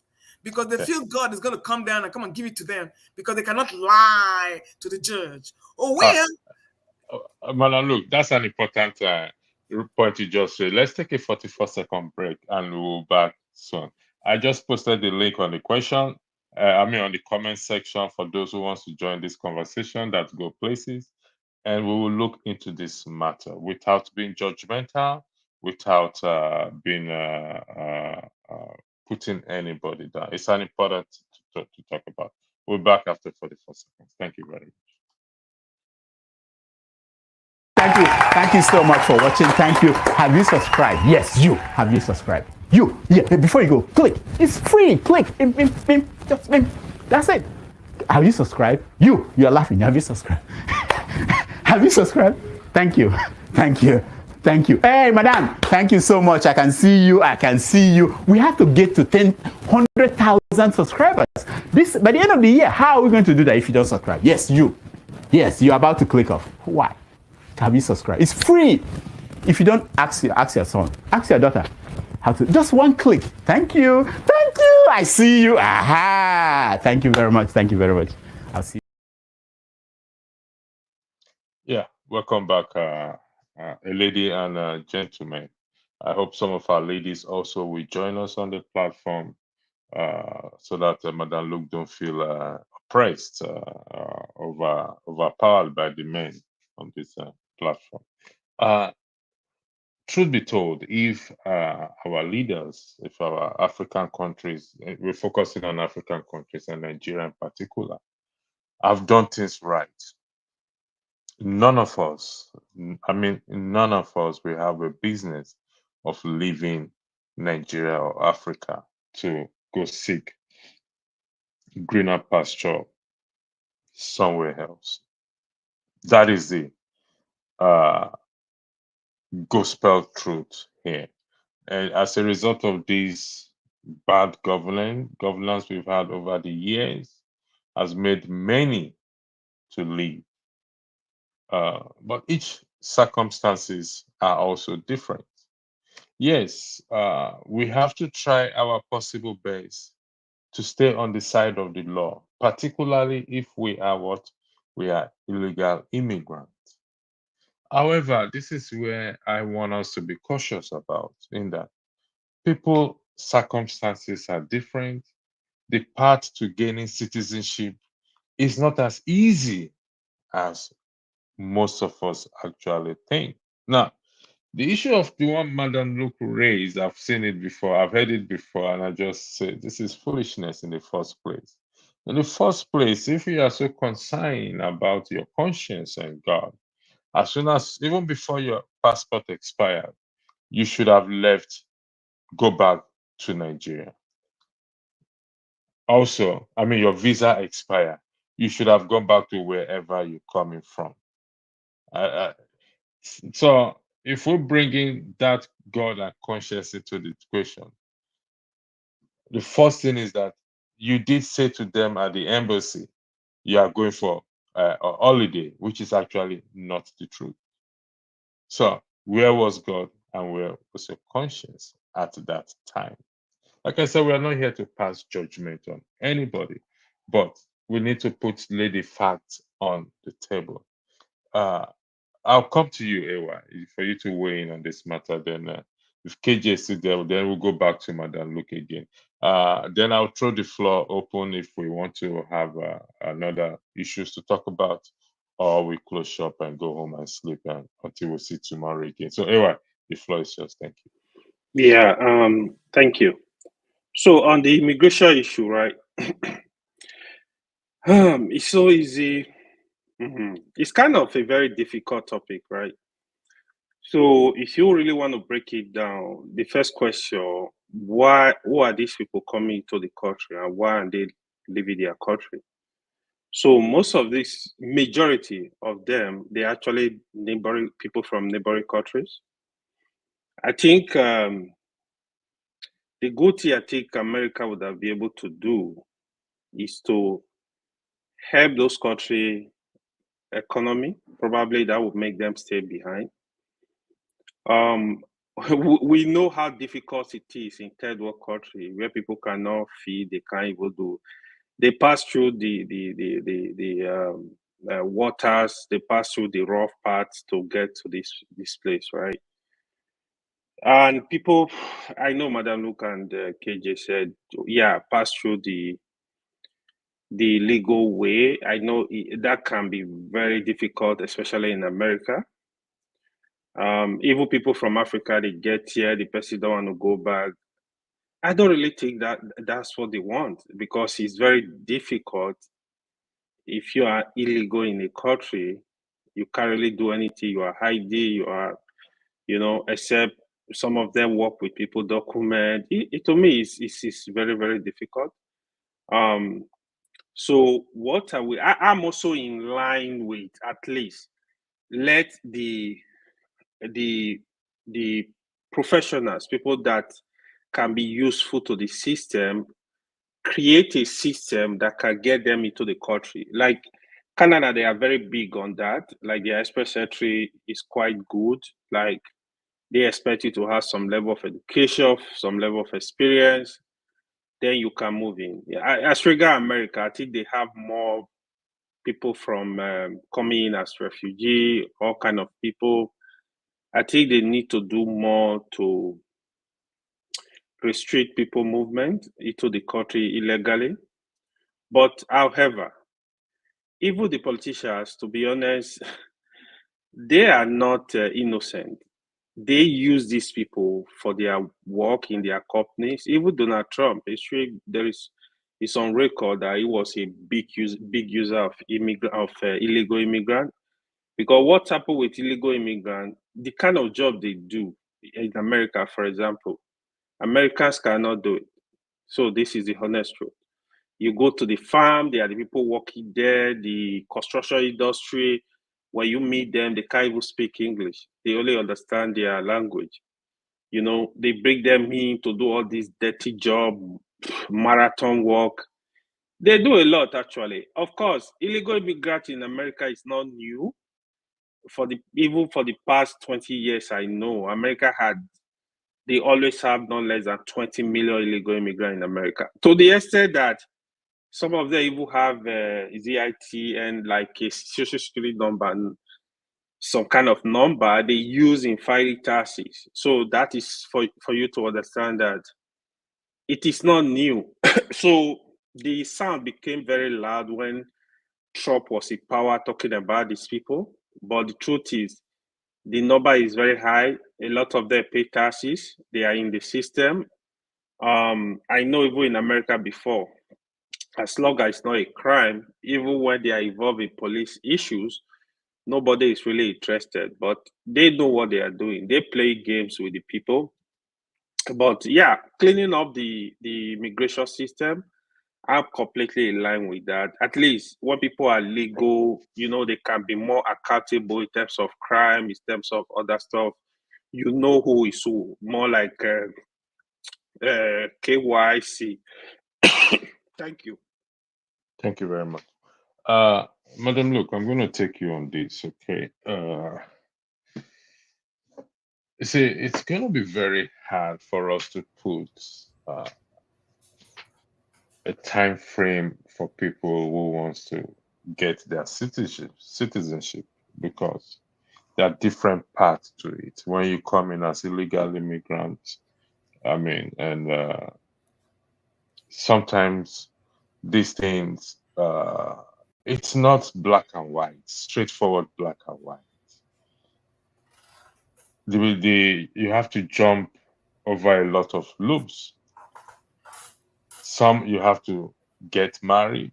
It may cost thousands of dollars. You don't have the money.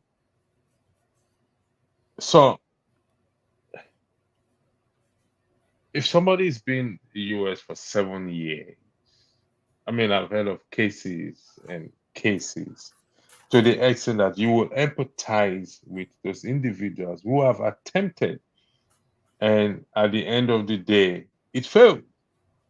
Do you agree with that, Madam Luke? Well,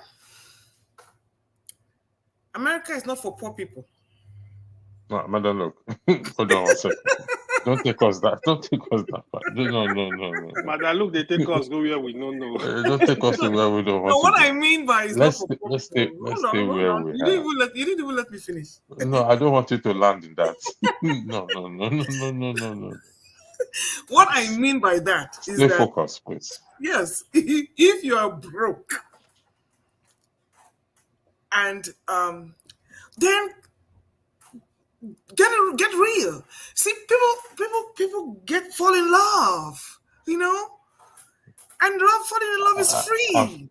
I find it strange that you're talking that people fall in love when you don't believe in falling in love. Hello, listen to what I said. Fall in love, okay? And love will take you to many places. I didn't say you should stay in love. I said fall in love, okay? You can meet your partners there. You can do whatever. And you see, and people go to church. What do you go to church for? You can find a spiritual partner. You can, you know, these are the things I don't want to come out here and say. These are the things other groups do to help themselves. They don't even. They don't even. It's only we. It's only this our skin color. I don't understand how God created us. There's always a dichotomy, and you don't see it as me helping my neighbor. Chinese, you will not hear them cry. In fact, the moment anybody is coming here, they're already taken care of.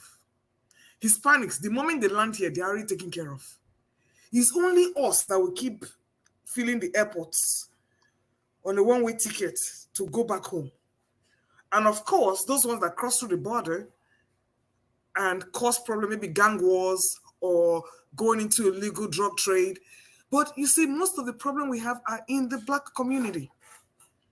Because even when you find a good person that's going to help you, you will find one MAGA. And I'm not talking about making America great now. I'm talking about the African version, the making Africa great ones. They will just turn you into a psycho case. I agree with you on that. Yes, they will. Our people here will pour their hearts to you, take you in as a brother, do this, but you will still. You know what? You just come back, default to your African, mentality, and just think you are just going to do this person dirty. And that's the reason now when you hook up with them, man, as long as that first payment hit their hand, they're gone. They're gone because they've been beaten, they've been dogged, they've been, So it's not an opportunistic thing that now, even if you try to, get close, they just feel that you don't care for them and you're just you're just there to use them. So to answer your question, you cannot be here for 7 years being illegal. There is no pathway for you, except you fall in love. You said something important, which we just straight left here, but we have a lot of people watching us online. Why we don't really help each other or consider each other. The Asians are very good at helping. I mean, in the UK, the Asians are good at taking each other on. And this is reflect on this platform as well, too, in that the man will provide this platform to sit down here every day to have this talk. Some people feel so entitled, and that was why I played that video, Kemi Badenoch video. In that, I don't know, you were not here. I don't know if you watched it when I played it, and where the moderator, the Speaker of the House, told them that, listen, these are parliamentarians. If you don't want to be part of here, you don't want to listen to the question and answer, I'm going to show you the door. And they kept quiet. But we feel we have this entitlement mentality. And let me highlight this thing here. I put up something here yesterday. I hope it's still there. We have this entitlement mentality. God help me, let me find this thing. I hope I find it. Come on. Yeah, here it is. Manipulation is when they blame you for your reaction to their toxic behavior / bad habits, but they never discuss their disrespectful behaviors that triggered you to react that way. And that is what goes on here. That is what we experience here every blessed day that we sit down here. But like I said earlier, going forward, decorum is the highest on my.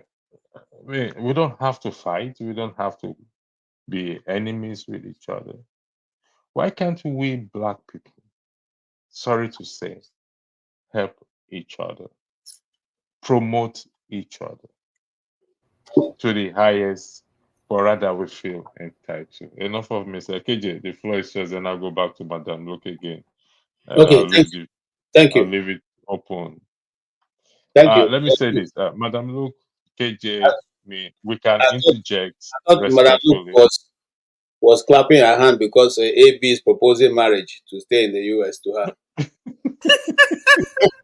Yes, Mr. AB. The love is completely free for all my Black brothers. Just can't stand in line, okay? Okay. So Sorry, Madam AJ. if you don't Sorry, hear that AJ. now, you go honestly you go AB, give me a small cola for having AB, pretended your this thing. Yes. AB. I hope you've written your will. I am going to Madam Luke. Hey, No okay. carry waiting every pass you. Okay. Now, what you said is absolutely true. And honestly, the truth is that yesterday night, for some days now that we're having all kinds of discussion here, I've asked myself, it's like truly we Africans can hold a serious conversation without unnecessarily throwing insults, getting worked up, and blowing our tops, And that's why the one of the language you hear in Nigeria before 5 minutes you hear, do you know who I am? So those are the conversations. Or your father. Yes, that's what I'm saying. They will blow up, begin to insult, or say, I can't imagine, No, those things are not, you can hold a serious conversation without necessarily telling us that you're a big man. You're a very big man, okay, who can even hold a serious conversation. And that is one thing that I think we should learn from these politicians, irrespective of what you think or how difficult the conversation is, they always hold their side. Nobody gets up. Nobody begins to think of how to insult the other person's mother and father. Or no, nobody thinks of that. Okay, they just hold those conversations and they keep a straight face. We don't know how to do that in Africa. You see, I have some India friends, and they tell me that they find it extremely surprising that we as Africans can't stay. In fact, they even say Africa, they even say Nigeria alone. We cannot stay in a house. Maybe they come in, they put their money together, they rent a duplex, maybe of 5 bedrooms or thereabout. And every month, each person brings money. In fact, one of them was telling me how that is organized. They have 5 families in 5 bedrooms. Each family has 1 bedroom. Now, they choose among themselves which of the person's wife that will be taking care of the children, taking them to school, going to pick them back, making the food and everything. So they now agree among themselves each month how much will be given to that lady who is going to be doing this, these things. All your work is cleaning the house, making sure everything is there, and then the rest go to work. And at the end of the month, everybody bring their own contribution. You don't hear them. You don't ever hear them quarreling in that house. Okay? But me and my brother-in-law can't live in my house because he wants to do certain things that me, I don't want to do. And then if you say, oh, but if you want this kind of, you can't, because me, I can't be in the house because they can't bring girls, they can't go upstairs, you understand what I'm saying? So now that is Africa for you. And I have other friends who, even though they're all young men, without wives, they can't still live together. It's a big issue. It's a big issue, my brother. It's a big issue. And I don't know, I don't have a solution to it, except that we should learn how to have serious conversation without necessarily insulting one another. It's not who shouts most that is most heard, and that we should learn how to do that. Okay? That's what I would say. I don't know what Madam would say on that. Sorry, it's very unfortunate when people start to insult other people's parents. I mean, if I insult Madam Luke, I expect Madam Luke to insult me back. No, just hypothetically, sorry. No, just to okay. insult me back and not go low to start insulting my parents. Okay, electricity. We are Nigerians, we're Africans. Even when I was growing up, even in the secondary school, when you even quarrel with your age mate, the first thing they will say is your papa, your mama. It is the culture. It is what they do. Okay. Even in nursery school, God punish your papa. God punish you. That's what they do. It's what they do. The first thing they do is to insult the parents. Don't you think it's time we Sorry, let me just butt in a little bit. The floor is open. You can interject. Madam Luke, I want to respond to what you just said. My father cured me of that when I was in secondary school. Okay? I went to school one day and I was, we're having a conversation with one other of my friend, and he said, look at this bastard. I said, me? Bastard? I gave the guy a good spank. Okay? to the point that the thing went to, of course, the school that I went to, if you do such a thing, they will take you to your house. So I was taken to my house, and my father, and my father not asked what the problem was. When he sorted it out and they left, now he asked me, because he knows that I will hardly fight. So he asked me, what happened? I said, the guy called me a bastard. My father said, I was shocked. Is that all? I said, yes, he called me a bastard. And my father asked me, are you a bastard? I said, I'm not a bastard. He said, you know the meaning of bastard? I said, yes. It means you don't have a father. He said, don't you have a father? I said, I have a father. So why then did you fight? If somebody says you're a bastard, you just simply say, no, I'm not a bastard. I know my father. Okay? I said, okay. Next time, anybody calls you a bastard going forward, say, no, you're not a bastard. You know your father. Okay? And walk away. So that cured me of all this, you know who I am. No. I got cured. Because there's nothing you throw, except I just want to get annoyed. Because sometimes for Nigeria, if you know, show them, say, you self-carry, then that's what they go. You, when they obey law, now the Nigerian system, they oppress the most. Okay? But we should learn it as a people. And I think they like thank God somebody may come in and help us with the educational system. These things should be taught. Conflict resolution should be taught as early as possible in schools. How to de-escalate, conversations that are going to where you don't want, and how to be civil, even when it's not what you want. How to be civil about it. I can hear you. It was only when I came to the United States I understood the concept of emotional maturity. There are a lot of things they don't teach us in schools. Here, even as a little child, they tell them, once you cannot agree, don't have that conversation. But in Nigeria, the more you disagree, you must have the final say. You will drag it till the cows come home. Watch a white person or anybody. Once you tell them, I don't agree with you, that conversation is over. If they're even interested, they will ask you, oh, can you share your perspective on, not that they want to argue with you, they want to see the reason if they can learn something. But we do not argue to learn, we argue to win. We argue to win. And even when you are trying to, the pride, the ego will not even allow them to take the merit of what you're saying.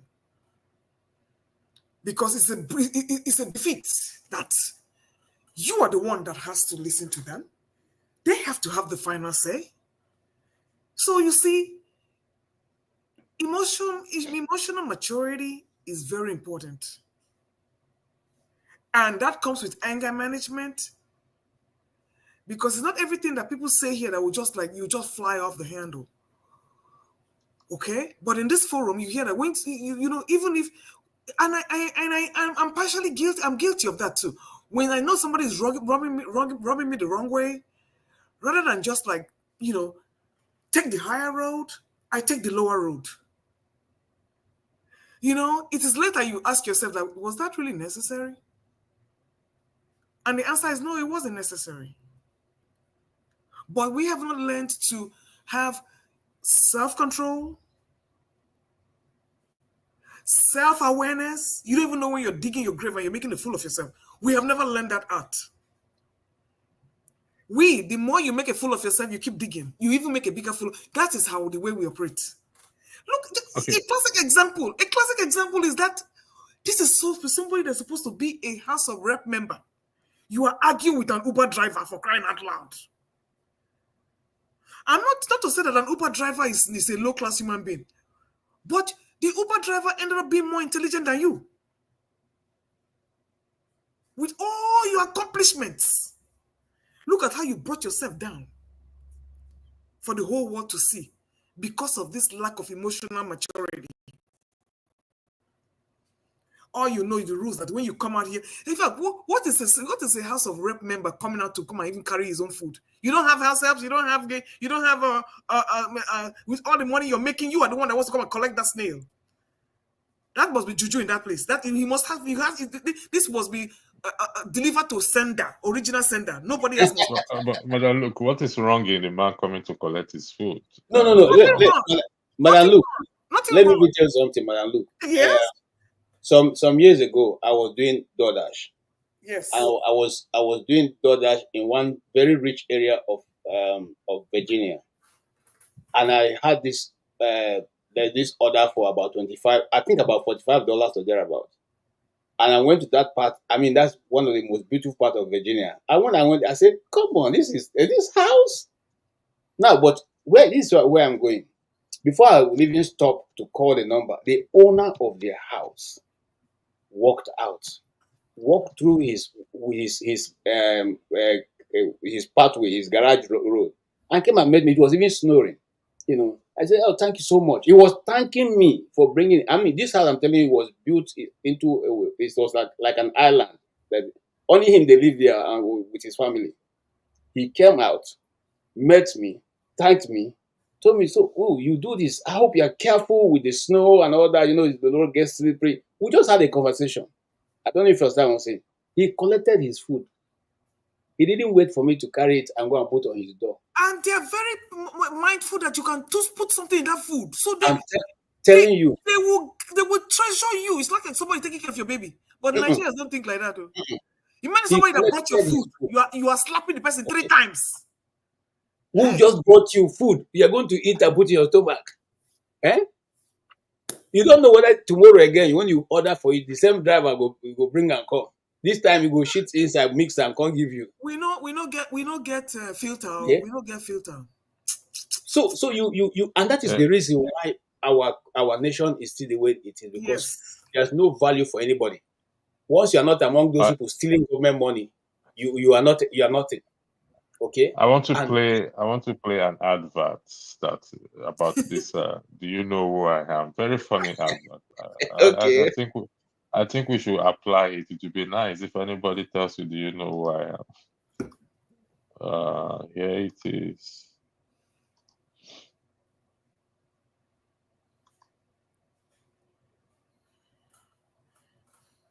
Cape Town now. I'm sorry, sir. That flight is. That is a business class ticket. Yes, so we could arrange a Do later you know who I am?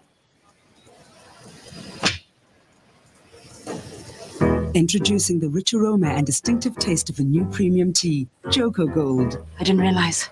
Yeah. Ladies and gentlemen, may I have your attention, please? There's a gentleman here who doesn't know who he is. If anyone is able to assist him, please report to the information desk. Joko Gold gives you strength when you need it.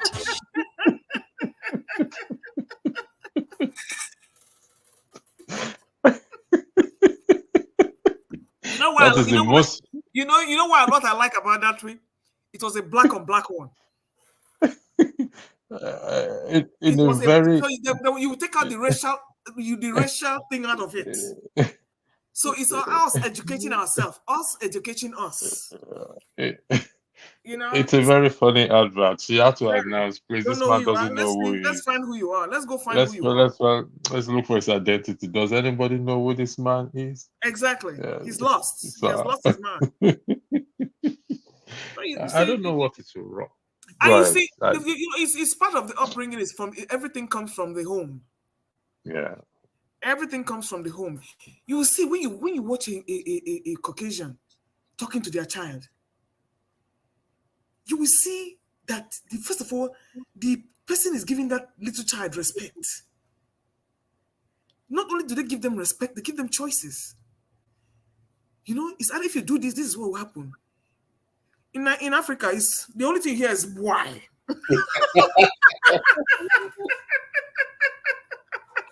There is no room for dialogue. There's no room for conversation. So it doesn't even give your brain time to process information. All you hear is this. And before your brain will reset again, it probably might take a year because you don't know how many cells that were damaged from that slap. So what we're doing is raising a bunch of developmentally challenged children. Because not only are you abusing them psychologically, emotionally, you haven't even given them that respect because they feel respect should only be given to the elderly. And that is why people are tearing their underwear here now, that when a child comes to school and say, you know what, I feel like I'm a woman, or I feel like I'm a man. The parents lost it. Why do you think the parents have to go all the way to school to talk to a stranger because they cannot talk to you?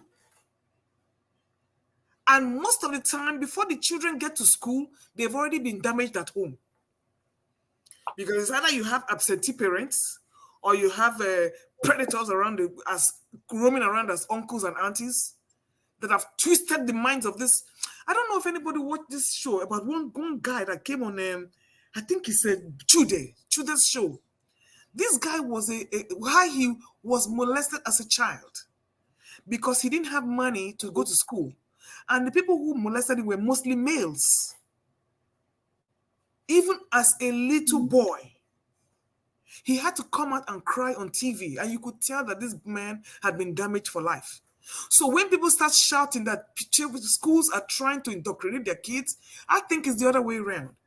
You have already lost your child. Your child is only crying in school for help.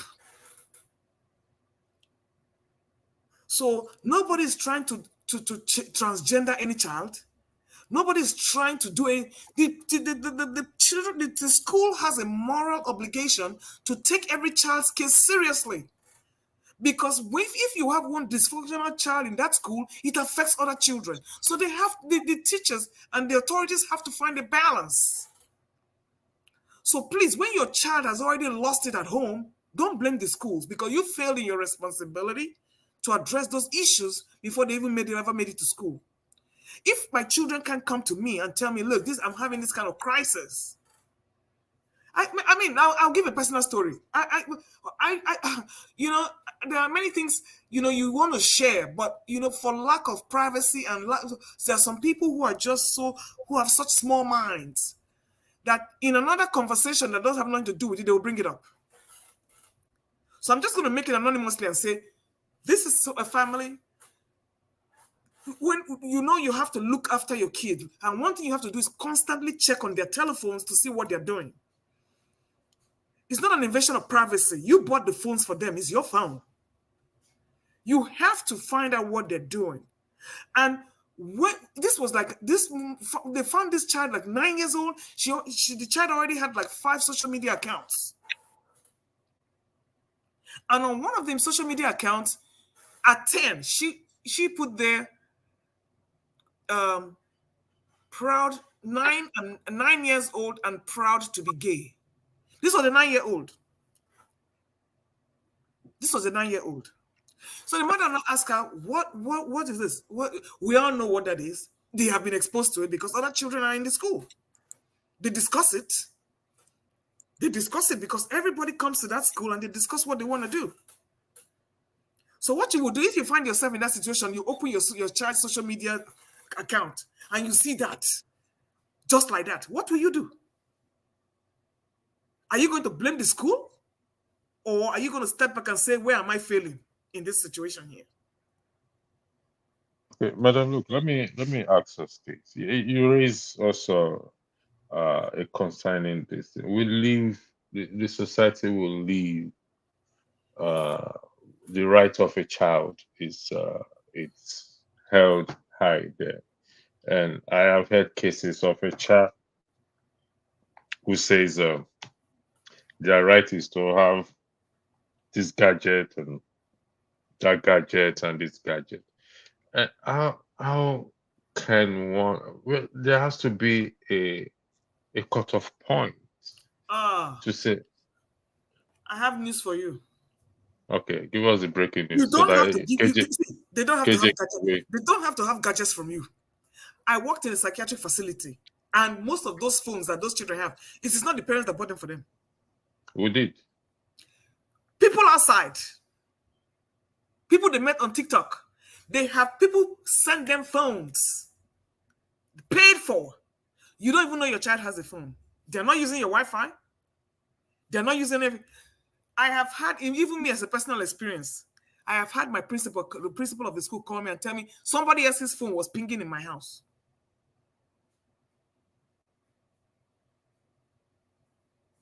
After confiscating our phones, what do you think the person had to do? They had to get somebody else's home from school. So, what am I trying to tell you? You can do whatever you want to do. They don't need your phone. They don't need your phone. People pay, put them on their own plan, and give them a phone. Paid for every month. Yeah. You see, what Madam Luke is saying is true. And see Mr. Electricity, the whole amount. Is the truth. I don't know what. No. Listen, I sorry, KJ, I apologize for. You see, we're trying to say how, because the society is, to be honest, it's messed up. Big time. And everybody is to be blamed. Nobody, no exception. That's one thing I want You us see, to avoid. Mr. Electricity, sometimes you are Parents, blameless. government. No. You can look at you as a parent. You've done everything you need to do. You've taken the privileges. You've educated. You've done everything. You reward. How are you to blame? You see, yes, Yeah, I so agree with him. that's Go ahead, where I KJ. was going. You see, one of the things I fear the most is when your truth is not my truth, and my truth is not your truth. Once that's established around the world, then we are all gone. Because it simply means that nothing again matters. Nothing again matters. And it's going to be difficult to have control of anybody. And like I tell my son, sometimes he wants to behave like an American. I used to tell him, no, you're not American, you are Igbo. Okay? I trust KJ. Oh, yes. Behave like America, where you are. Oh, yes. He wants to find himself back in the You are Navy. Igbo. You are IBGBO, Igbo. And we have culture and values. And that is what I want you to learn. It doesn't matter when you get older, you are 20-something, you are leaving your house. You don't want to go do anything. You can't. That's your own business. I won't come there. Just the same way when I was young, when I got to an adult, my father he just advises you. I'll give an example of myself. One Christmas we were in I traveled from Abuja and I met them in the village, and I wanted to go back. And my mom now called me and sat me down. Said, if you are going back now, guests in Abuja, you know how they behave. We hear that there is Abuja marriage. Please, so don't let anybody come and sit in don't let them. They will say they want to leave, they want this, please. So my dad was just looking at her, and she finished. My dad said, thank you very much for this advice. By the way, how long have you been living in Abuja? And what I said, what do you mean? He said, but you are giving him advice that he's going back now. But you have been living in Abuja for more than 5 years now. You know how you have been living there. He said, no. He said, so the best thing for you to do at this going now, he said, Nwam, put your eye on the ground. In other words, my son, Finish. Put your eye on the ground. Make sure, know the certain things you will be doing. But if it's not favoring you, remove yourself from there. Don't follow bad people. If you know they smoke before, you know they drink, so we're not afraid of you going to do those ones. So that is who my father is. And let me say something. My elder brother was into business. Well, he was quite rich quite early. And one time, he would come to the house carrying girls, 2 hands. One day I told my father, why can't you advise this guy? Look at what he's doing. My father said, calm down. You see, you will make money first. When women finish eating your money, then you will get sense. Right now, he thinks he has money. Leave him, And exactly, that is how the Igbos are. My father sat me and my brother down and said, look, this kind of life, I lived it. He didn't take me anywhere. This is the result of it. But you people are now adult. I can't tell you what to do. That is how you live the life. So basically, what am I trying to say? We must come to a position where we tell our children, look, the truth be told, I cannot stop you because you're an American society, but what you're trying to do does not have, it won't lead you to where you want to go to, And it is a discussion we must keep holding. And that's one of the things why I hold African value a little bit. And when I say Africa, I mean Nigerian value. A little bit more than that I meet here. Please, can you give me 2 instances of Nigerian values, please? Okay. For instance, I have seen people come here and some parents tell me that I am having a problem with my teen daughter because she wants to sleep out, she wants to do this, and I said to them, well, that is a value that I didn't grow up with. Growing up, I was never allowed to sleep out, and I'm not going to do that. As a parent, I'm not going to allow my son or daughter to sleep out because the reason. He said no, because sleep is equals to death. Your son, your daughter may not, if he goes out to a friend's house in the afternoon, it's a different thing. Whatever is happening to you is at your crocodile eye. When I was growing up, some of my peers who got molested in those processes. So I learned from it. I don't know if someone saying that was what I wanted to ask John Abba. You see, what the answer he was giving us earlier on means that there is no longer a need for peer group pressure. Peer group also have their own contribution. And that's why sometimes you need to look at the people your children are mixing with. I tell my son, we don't sack trousers. I have an in-law who used to come to my house and be sacking trousers. I call him aside, I say, I know they sack trousers. You see, if I want to go and buy trousers, I buy the high waist one. So don't come and sack trousers in my house. I don't tolerate that kind of thing. So why am I saying that? I'm saying that to say that some of those things, if we put them in our mind and try to pass them out, whether they hear it or not, you have done your own, okay? Because the Bible says, train up your child the way he should grow. When you have done your own, your heart is at peace. Leave the rest to God to do for you. Yeah, I agree. But I think a lot of Nigerian values have to do with a lot of being a self-respecting individual, so that way you can be proud of yourself when you get into the society. But my concern is that we don't have enough good role models. Most of the people who try to teach children, they do like a do as I say and not as I do. I do. So my problem with those values are kind of problematic because in the mind of the child is confusing because what you're telling the child to do, you are not even doing it. That's true. You say don't keep late nights, but you don't come home till 5 a.m. in the morning. That's true. So I don't really understand. And I've grown up in Nigeria. I know a lot of absentee fathers. I never suffered that, so I don't know about that. Okay. Especially the polygamous ones. Madam Because, Luke. wait now, why they are raising... Madam Luke. You have... He's hitting the point. Hitting the point. No. Electricity, wait Madam now. You Luke. don't even hear what I want to talk. Okay, talk. Man, yeah, land. They fly. Land. Land. No, let Madam Luke make the fire. Madam Luke, fire. I'm not knocking down polygamy. Hear what I want to say. Hear what I'm trying to tell you. Go ahead. If you have 3 wives and they all have 3 kids, how many are you going to raise under one roof? Very true. Highest, you go and spend time with one. Why I'm trying to stop you is we're going to be having this discussion on Saturday. So hold I know. that. No, I'm not talking polygamy. That is not. You see, Okay, I'm not talking about polygamy. I'm talking about absence of role modelism. Absence of role models. Family on the society. Okay. And when you have multiple families, you cannot train all kids equally. You cannot. That's true. That's absolutely Because correct. while you're absent from one home, things are going down. Mm-hmm. If you allow me to comment here a bit, when we were in secondary school in Nigeria, you could always find a role model among the teachers. Those were those days that teachers don't touch girls their breast or the women looking for boyfriend among the students. For those ones, those teachers have all gone now.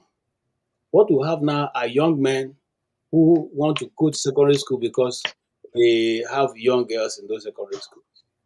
And so the moral, decadence, as somebody used to say those days at secondary school, it has totally fallen apart.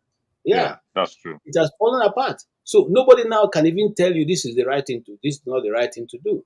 And some of these children think what they are doing is they are enjoying themselves because their fantasies are being met by these much older people who have the money to throw around them. So they give their whatever is demanded of them just to be in that circle, just to be in that circle. So it's a that Nigeria is working. I'm talking about Nigeria especially, because that's my consequence. So it is a difficult work, but we must work it. Yes, like I said, if you have the role models, then it's easy. But we do not have these role models. Yeah, we do not, and I say that because when I was growing up, I rarely saw my friends' fathers. I rarely saw them. Even the ones that were one-to-one, I rarely ever saw them. You know when you say that, oh, that's my dad. Hello. I never saw them. And this is like, not now. You can imagine what is going on now, where you have Abuja marriages and Lagos marriages. Oh. So when we not talk about this, what is Abuja marriages and Lagos? Come on, electricity. I'm here to learn, Madam. Look, I'm a child. Oh God. Okay, Madam. Look, I say, Madam. Look, did you enjoy Abuja marriage? Who? Me? Yes. Who's Abuja marriage? That's what I'm saying. Abuja marriage. Did you ever live in Abuja marriage? Now is the latest marriage in town. What is it? Where you have your Abuja husband and a Lagos wife. Yeah. They don't stay in the same house. Or you're a young girl just going and she doesn't have house. You just see the person, I see you in the street, say, please, I'm looking for accommodation. And then you say, well, I don't know, but I have one room or I have two rooms. That one is not marriage now. That one are dating. Those ones are dating. No, I'm coming now, Madam. Look, so now for Abuja serve now. Now they will come and say, okay, let me just I'll just do 3 days there, and after I'll go. You will come 3 days, then you will go come back with small bag. You go come back with 2 bags. That one are dating now. You don't get girlfriend with that now. That's not girlfriend. That is girlfriend now. That's girlfriend now. No. The first time she comes to see you, she comes with just she won't come with toothbrush. She'll come with toothbrush. The next time she come with that one, no, Mr. KG. We are talking about Abuja marriage. Maybe send a person where you one day to the person see you for street to he just decides say he want share room with you. Where you go see them before? Where you want to see them before? Well, look, this is the way they are. For church? For church, you won't see them. No. Anyway, but this was raining that time. Mr. KJ, we are doing social. You're behind times. We are doing online a la carte now. Exactly. KJ is both ancient and modern, Madam. Exactly. We are doing. It's still ancient and modern. The first time I hear that people were sliding into people's DM, I tried to figure myself what do you mean by sliding into somebody's DM? What is DM? Is a profile, if I'm correct. Whether na something messenger or demonic messenger, I don't even know what it is. So they met me on my DM. I said, which one be DM again? So you see, we are behind time. You're talking of the one you actually physically saw on the street. This one is on TikTok. And the next thing, they are married. We met on TikTok. Yeah, I went, when I heard that story, Madam, look, I went to do a research. I found out that almost 80% of marriages now are conducted on the social media platforms. They meet on the social media platforms, even more than the church. Okay. And any other. Somebody just gave clarity. DM is a direct message. Please, thank you for educating us because it's way behind my time. So now most of the marriages are the people meet on the social media, and that is taking more and more and more and more. You have become a place of meeting and marrying. Well, I thank God I married many years ago. I'm not about to remarry again, so I'm not going to anybody's DM to send a message or anybody coming to mind to send either. But I don't understand, KJ. I think it's a good idea because it cuts down on a lot of.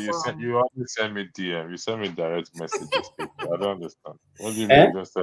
Don't you send me direct messages? I should send direct message. You do send me direct messages now. Oh no, I'm not. It's for business now, my brother. It's not me. What business are you and I conducting? Let's tell the world now. What business We are on we this conducting? platform. This is the business we're conducting. I don't think Mr. KJ can access a DM. Just like I cannot access a DM, even if you told me where to go, I can't even find it. No, it's just direct message. Just direct message on any of your platforms. If you go to, if you're on Facebook, the messenger is direct message. You see where the message. Oh, okay. Not the public one. Okay, so you see, I mean, things have changed, and that is where you will not find out that your values will clash. Now you're going to say, okay, how did you meet? Your mother, your father will ask you, so how did you people meet? Your father will start telling you of their story, how they were going under the mango tree, and one day, this one, that one, and the water was, she tried to help her to fetch water, blah, blah, blah, blah, blah, blah, blah. There's this Yoruba song. Sorry, give me. Abẹ́igi orombo, ibẹ̀ la gbé ń ṣeré wa, inú wa dùn, kára wa yá. Not in this day and age. Abẹ́igi orombo, ibẹ̀ la gbé ń ṣeré wa, Not before this day and age. inú wa dùn, kára wa yá. That is, see, those are the kind of days Mr. Forefathers wants to go back to, you know? They don't exist again. Never. You forget it. Never. And It only exists in the dream. In only, hey Holly, only in your dream. Social media have taken over everything. Yeah. So I go with the times, and even if any of my daughters come to tell me now we met on social media, I will not have a deal because that is where they spend their lives. That is where they spend half of their time. They get in a group. And then when they start getting a group, you start forming characters in that group. You start knowing their personalities by the way they talk or by the way they act or what they share. Then it sparks up that interest to meet them. So this is the Elon Musk age. This is the Tesla age of dating. You know, we're no longer in the Honda Accord and the Ekene Duluchukwu days. No, we're not doing that no more. we're not doing that. I remember that Ekene. Good morning, Abuja. We will take night bus. Thank you. By the time you finish that night bus, you will find a wife. Because we don't need to go into that. Just not Mr. to Electricity, not to corrupt young people like us. No, that is not night bus. Now many people fool there. Nothing they happen. But I'm saying that you will have the conversations of a lifetime. Oh, by the time you come down from that night bus, you are practically told them your life history. And you have given that person a lot to think about, that the person will not to think about. Yeah. Not the night bus that is empty. No, we're not talking about empty night bus. You take it from No, we're not talking about empty night bus electricity, not empty night bus. No, I don't take empty night bus on that look. I take the full one. with two passengers. No. I take. Life is sweet. Life is sweet back then, to be honest. Yes, very. I tell you, I miss those days. Yeah. But I think in that innocence, we were also ignorant about the corruption that was brewing. Yeah, we were ignorant of it. We were very ignorant about the corruption because we were comfortable. Sorry. Were we ignorant or we overlook it or we pretend? No, we're ignorant because I was totally ignorant because, then you're not interested in politics. You're not interested in economy.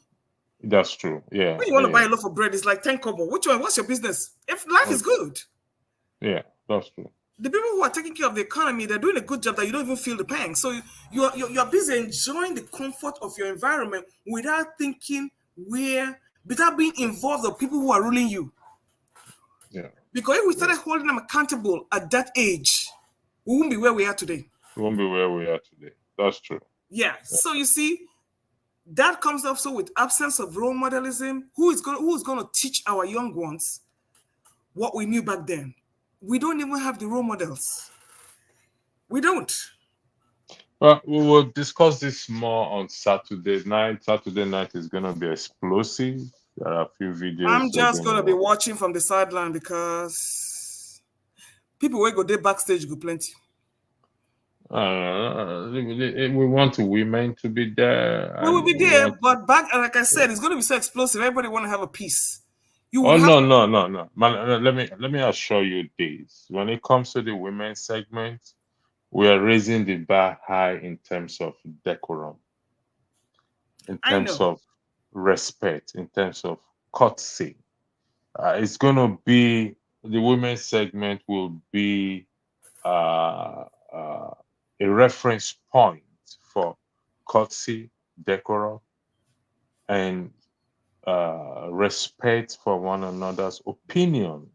No, that's not what I'm saying, Mr. Electricity. I said it's going to be so Okay. explosive and interesting that it will be so packed Oh, yeah. that the line go long, is what I'm saying. Yeah. Let me the line long. It makes it more interesting. We'll probably be there for 8 hours. I do hope that it will be well regulated, because not when one person speaks for 20 minutes and That's then what another I'm people. just. That's what I'm assuring and, you. And one more thing, I have noticed that sometimes that moderating, I think it's because the what do you call it? The format or the internet kicks people out, so you lose your position.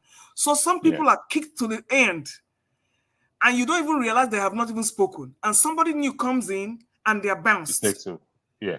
We work on that. We're working on that as well too. So, well, like I said, the women's segment will be a reference point for other people like KJ and Forefather, everybody to know what to start to copy, to bring this platform to the next level, because we have to show.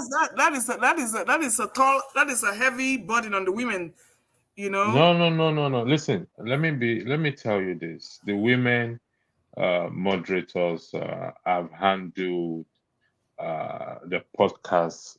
It's a shame for me to say this, better than us, men. Thanks for your honesty. Better than us men, and that is why I have this belief that to shape Nigeria in present Nigerian time, our women have a greater role to play in shaping or in bringing Nigeria back to the kind of country that we need. And if the men can help to push this thing, like Kemi Badenoch, she highlighted the help she got from her husband, and her husband have to step aside, recognizing her ability and talent for her to go forward. So that is what we need to do. It's not there's no context between the man and the woman. If we recognize that there is no context between the man and the woman, then we will go far. We will go far in this. But in the context of Nigeria and Africa, we always see this context between us and the women between and the men, and it always give problem at the end of the day. If we can remove that mentality, everybody knows their position to say, listen, yeah, this is it. Then I think we will go far. We will really go far. It's all about support and helping one another. If not, we're not going to get to where we're going. In my own final submission, in terms of lying and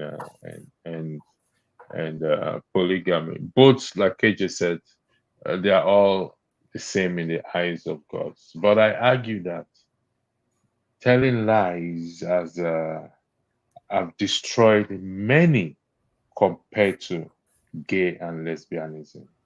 That is my own personal position and view. Lying, we've look at our let's come down. Our politicians or our leaders, the lies they've told to get to where they are, subsequently destroy the lives of many. Also, we individuals, the lies we've told without realizing it.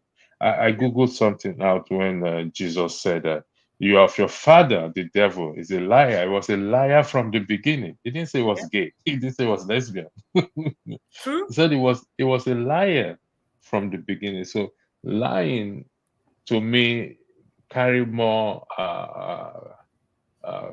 is more consequential or has more consequences than even that is just me personally, even though they both have carry the same level. But why we frown at one and kind of applaud the other, that becomes very disturbing for me. Fraudulent people, 419s, they lie. And from lying, it graduates to stealing, to murdering, to different kinds of things. And they say you need 10 lies to cover one lie, but you only need one truth to overcome a billion lies that one has told. I yield the floor to you, Madam Luke, for your closing argument. Okay. See, you've brought another. You see, that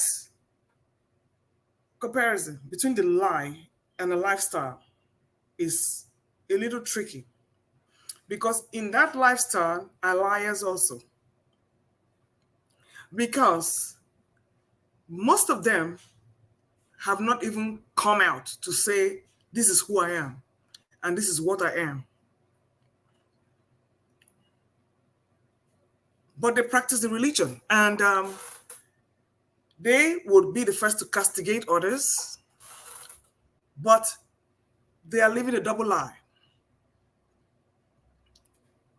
So when you are open and you are true to who you are, it's only left for God to judge. We cannot be the judge to others, because I have always said it, and I always throw it back at the scriptures. If the Maker was so powerful, Sodom and Gomorrah would not have anybody come out of that place. It will all be a bag of salt. But the fact that some of them escaped from that place.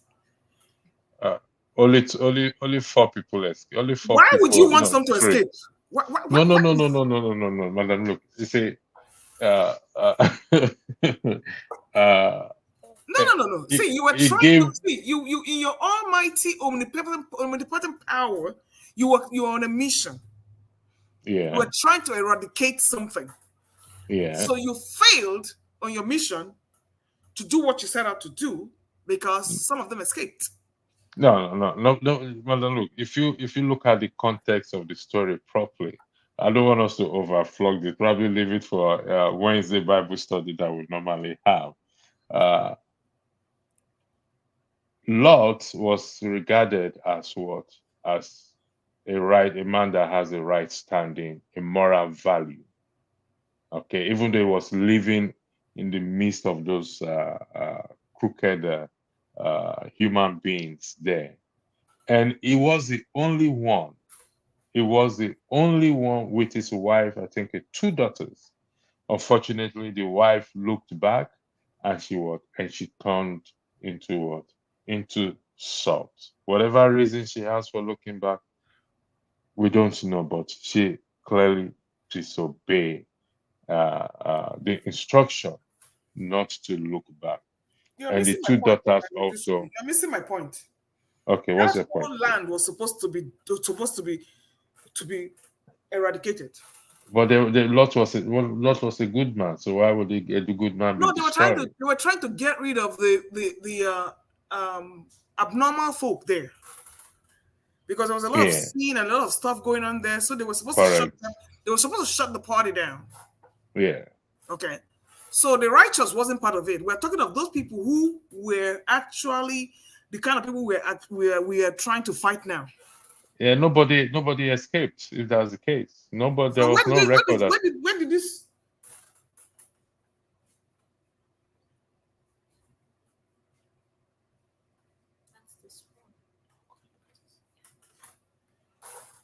So where did the new ones come from? Okay, it's a good question you ask. Okay, and that's a very valid question. So when I go back, now that you've answered that one, let me go back to what we're saying. All right. So I don't think it is fair to put a lifestyle and a clear form of, what will I say now? Unethical ideal on the same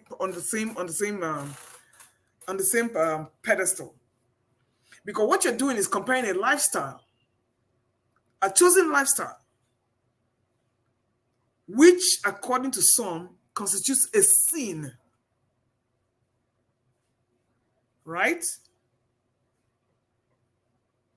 Right? Yeah, I'm listening to you. Okay.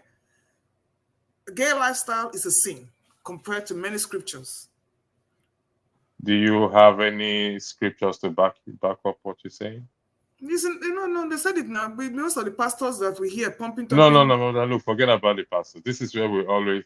What No, do you? we mentioned the S&D. I mean, S&G people in the Bible. Who is the S&G people? The Sodom and Gomorrites there. Okay, yeah. Okay, they were there. The reason that they were shut down because they felt it was not an aberration of a lifestyle. Okay. And that is why people who here are outside here have that basis to say, you know what, it was not condoned in the book anyway, so it shouldn't be condoned here. But there was a man also, a husband and a wife that lied and also died instantly. So how do you balance? That lied? Yeah. Why did they lie? How did they lie? Exactly. So they died instantly for doing because that. They look back. Because they look back. No, because they lied. Where did they lie? In the book of Acts, Ananias and Sapphira. Are you familiar with And this? they died instantly. Yeah, because they lied. Well, I wish it would be consistent, and everybody that lies now would die. That means you would have died as well too, because you and I would have died. I bet you. No room for errors. Well, see, God does not operate the way you and I operate. But you see, that is why we have the government we have now, a bunch of liars. So even the moment you take that oath, and in your heart it is determined that you are lying, you will just drop dead right there. Okay, madam, look, this is a very important point you raised now. We take the oath. Some of us take the oath when we go to the altar. Well, they say, I love you. Which altar? No, wait, even not just altar. We go to the court. How did they say that thing? You see, that's why I've never done a white wedding. I don't do white What wedding. is that? Can you recite that thing for me now? That's your special. To honor and obey and the sickness and in health and all those things. In health, in death. I have never done a white wedding, and I will never. Okay. Because that's lies. That's in fact, you are going there with. In fact, anybody that goes there, they know they are lying. Because by the time they get there, with this, by the time they finish and they go home, and the woman find out that the man has a side chick, it is over. Or she's pregnant and you're wearing white gown. So you see, that's why I don't do that. I've never done a white wedding because it forces you to lie. In sickness and in health. In sickness and in health. It doesn't necessarily have to force anyone to. I think we will leave this talk for another day. It forces you to lie because you don't what you don't even cherish that person. You are not even in love with that person. I will. You're only there because you get belly. That's the only reason you're there. There's a lot of reasons most of us get there. Most of us have, and some are genuine. Let's be honest here. We must commend those who are genuine, who got there genuinely. Some of us did not get there genuinely. But my query is, when we say till death do us part, that's a very, very strong statement for anyone. That itself is a lie. So, because those of us who have said till death do us part, most of us are married 16 times now, myself inclusive. That's what I'm trying to tell you, because you cannot preempt the future. Yeah, you cannot preempt. You cannot preempt what's going to happen in the future. That's so correct. for you to say that, you're trying to give a. You can only say, "I promise." That's why they should rewrite it. I promise. All things being equal, they forgot that part. KJ, your closing argument. We have 10 more minutes to stay here. But look, listen. Nothing is certain on earth. Not even the life that we have. So, if that be the case, when we go into an agreement, we'll go with the best of intentions. And then in that agreement where we're coming into, depending on your values, for instance, I used to say something, and you quoted the scripture very well, which is what I used to advise those days. I used to give small advice as a man of, somebody when Sabi God small. Don't be on equal yoke with an unbeliever. That's what the Bible says. But sometimes we read it, and because there's a Bible unbeliever at the end of that statement, you think that unbeliever simply means that the person who is not a Christian or who does not know God. But the truth is, being on equal yoke simply means somebody who is more intelligent or much highly placed, or somebody who you are not educational wise and not, you are not at the same level. I'll give an example. A lady wanted to marry somebody who she has a master's degree, very successful businesswoman in Abuja. This guy he wants to marry dropped out in secondary school, but a nice looking guy, And so because of the facade that that's before her, she felt that she should marry him. So when she came to the country, did you say because of the facade? that is his package, his total package. Okay. Now, we said to her, this is not going to work. I said, why? I said, because, you see, because of your educational height, your ability to think and communicate, your reasoning patterns are totally changed. So if you go with this mindset and go into this, yes, now you have boyfriend and girlfriend, you may be working, but in the near future, he will begin to see you as trying to dominate him, because everything you say, everything goes in your own direction of argument. And you will not agree to his own direction because you see it as being pedestrian. Can I ask you a question real quick? Yes, ma'am. Was she looking to marry the guy? Yeah, that's what I was saying. Now you are not paying attention. No. Okay. So let me give you a story. Let me tell you why sometimes giving advice sometimes is of the devil. Do you know the woman's agenda? No, now you see you're talking about a different thing now. Now when you advise, I'm trying to tell you, before a woman with masters, decides to yoke herself unequally with somebody, she must have an agenda. It's either she wants to have babies, or she's just looking for a sperm donor. You always think that when women go into such things, they don't have an agenda. Okay, madam, look. When I was giving that advice, you think they're going in there for love? Okay, madam, look. When I was giving that advice, I was not giving as a marriage counselor. I was giving as somebody who is part of a church. So we are giving the advice based on the fact. Hold on, sir. Well, the advice is based on the fact that both of us are believers in Christ. So consequently, we have nothing to hide. So if you have a hidden agenda and you come with it, you tell us. Listen. You tell us that, look, brethren, because we interview both of you differently. This is my agenda. We can understand. But yeah, okay. Look, I think you cut me off. That marriage after 20 years, they came back to what we are saying. After 20 years? Did you say 20 years? That is an accomplishment. Hey, my sister. That is an accomplishment. Accomplishment in which side now? Because the lady married with the intention of remaining with the husband, not to separate. When you see, she should go and hold on now, sister, hold on. I think the man gave her babies, right? No. Okay.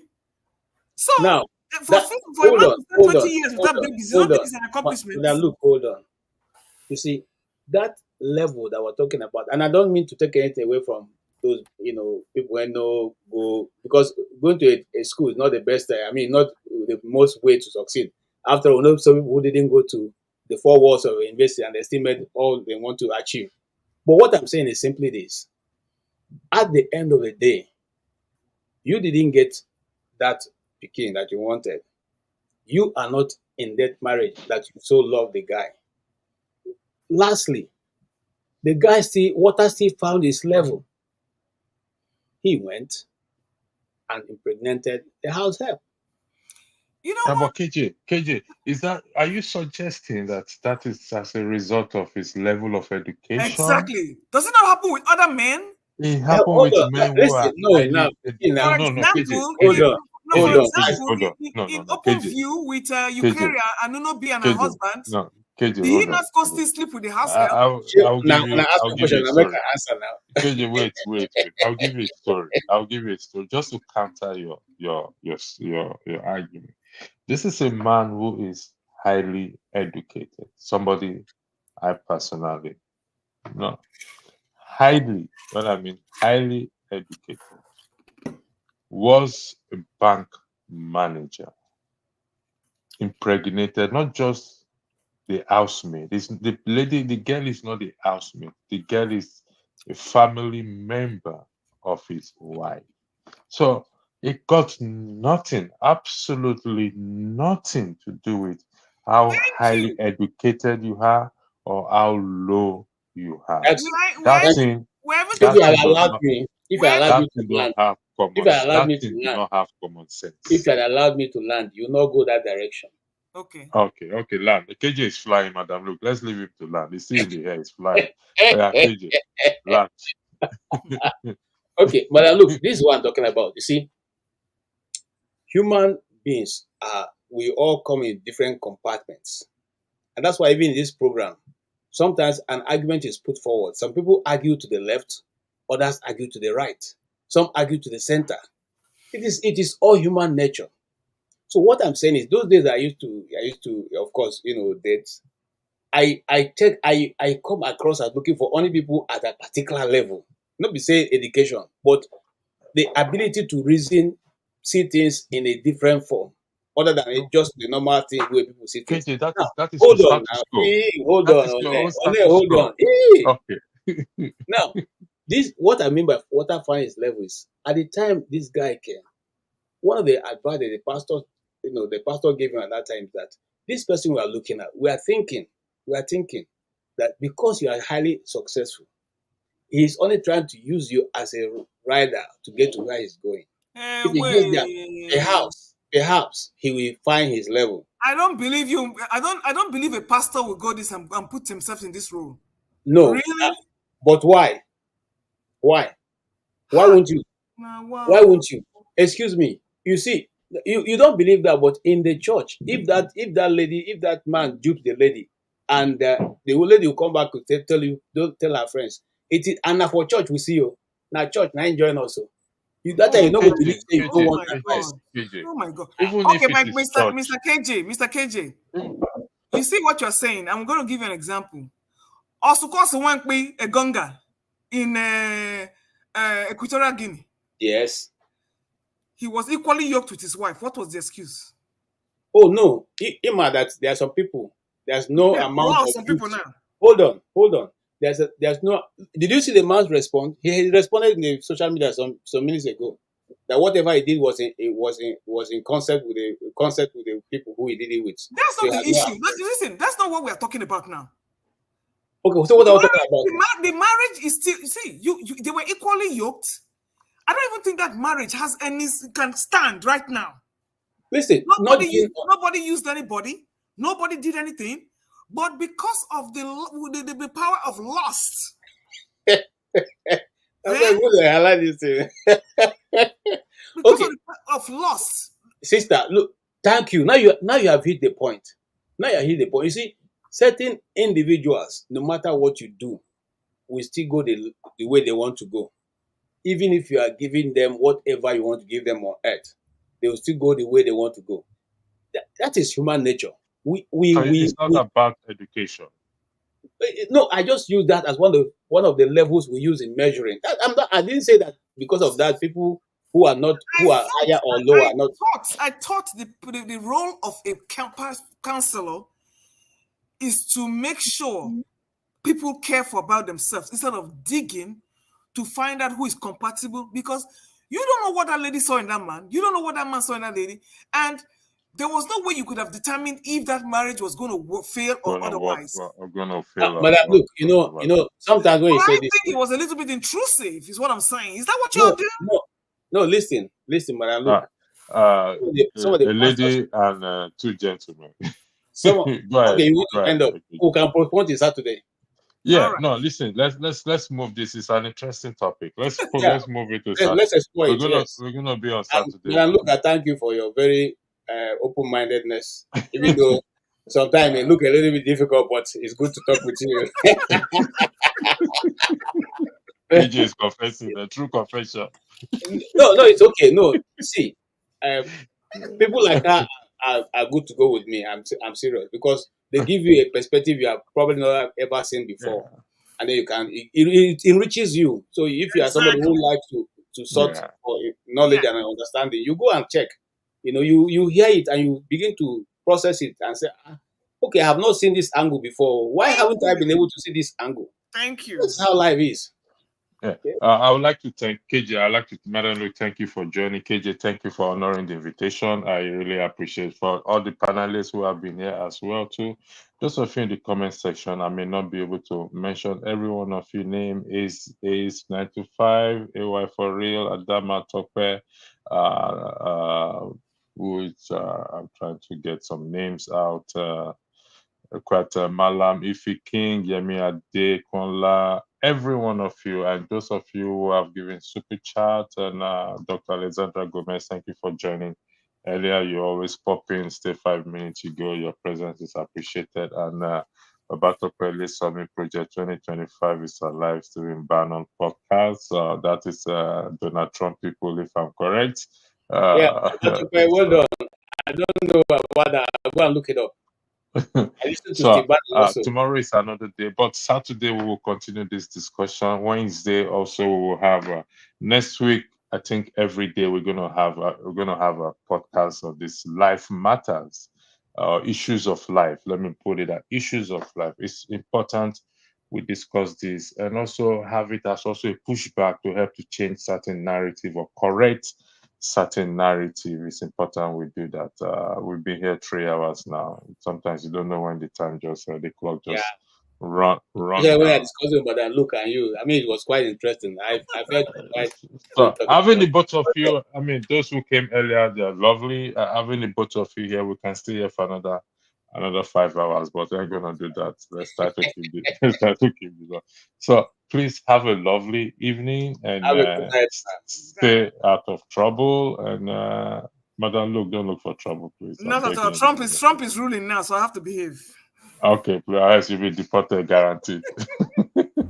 Arise, O compatriots,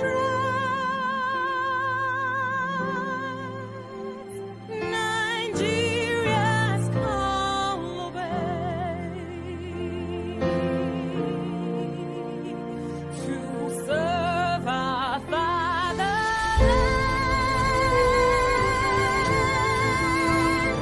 We love and strength and faith. The labor of our heroes past shall never be in vain. To serve with heart and might, one nation bound in freedom, peace and unity. Hey, that's so. Yeah. Oh, yeah. Arise, O compatriots, Nigeria call obey, to serve our fatherland, with love and strength and faith. The labor of our heroes past shall never be in vain. To serve with heart and might, one nation bound in freedom. In freedom. In freedom. Peace and unity. Arise, my people. Arise, my people.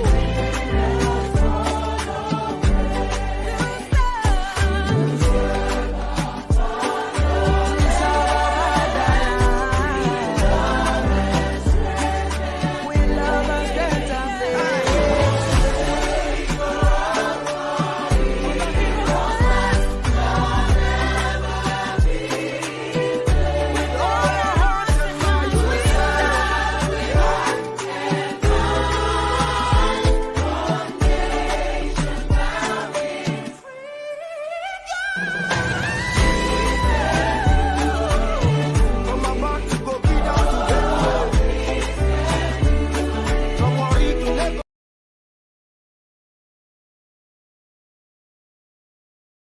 Thank you so much for watching. Thank you. Have you subscribed? Yes, you. Have you subscribed? You. Yeah, before you go, click. It's free. Click.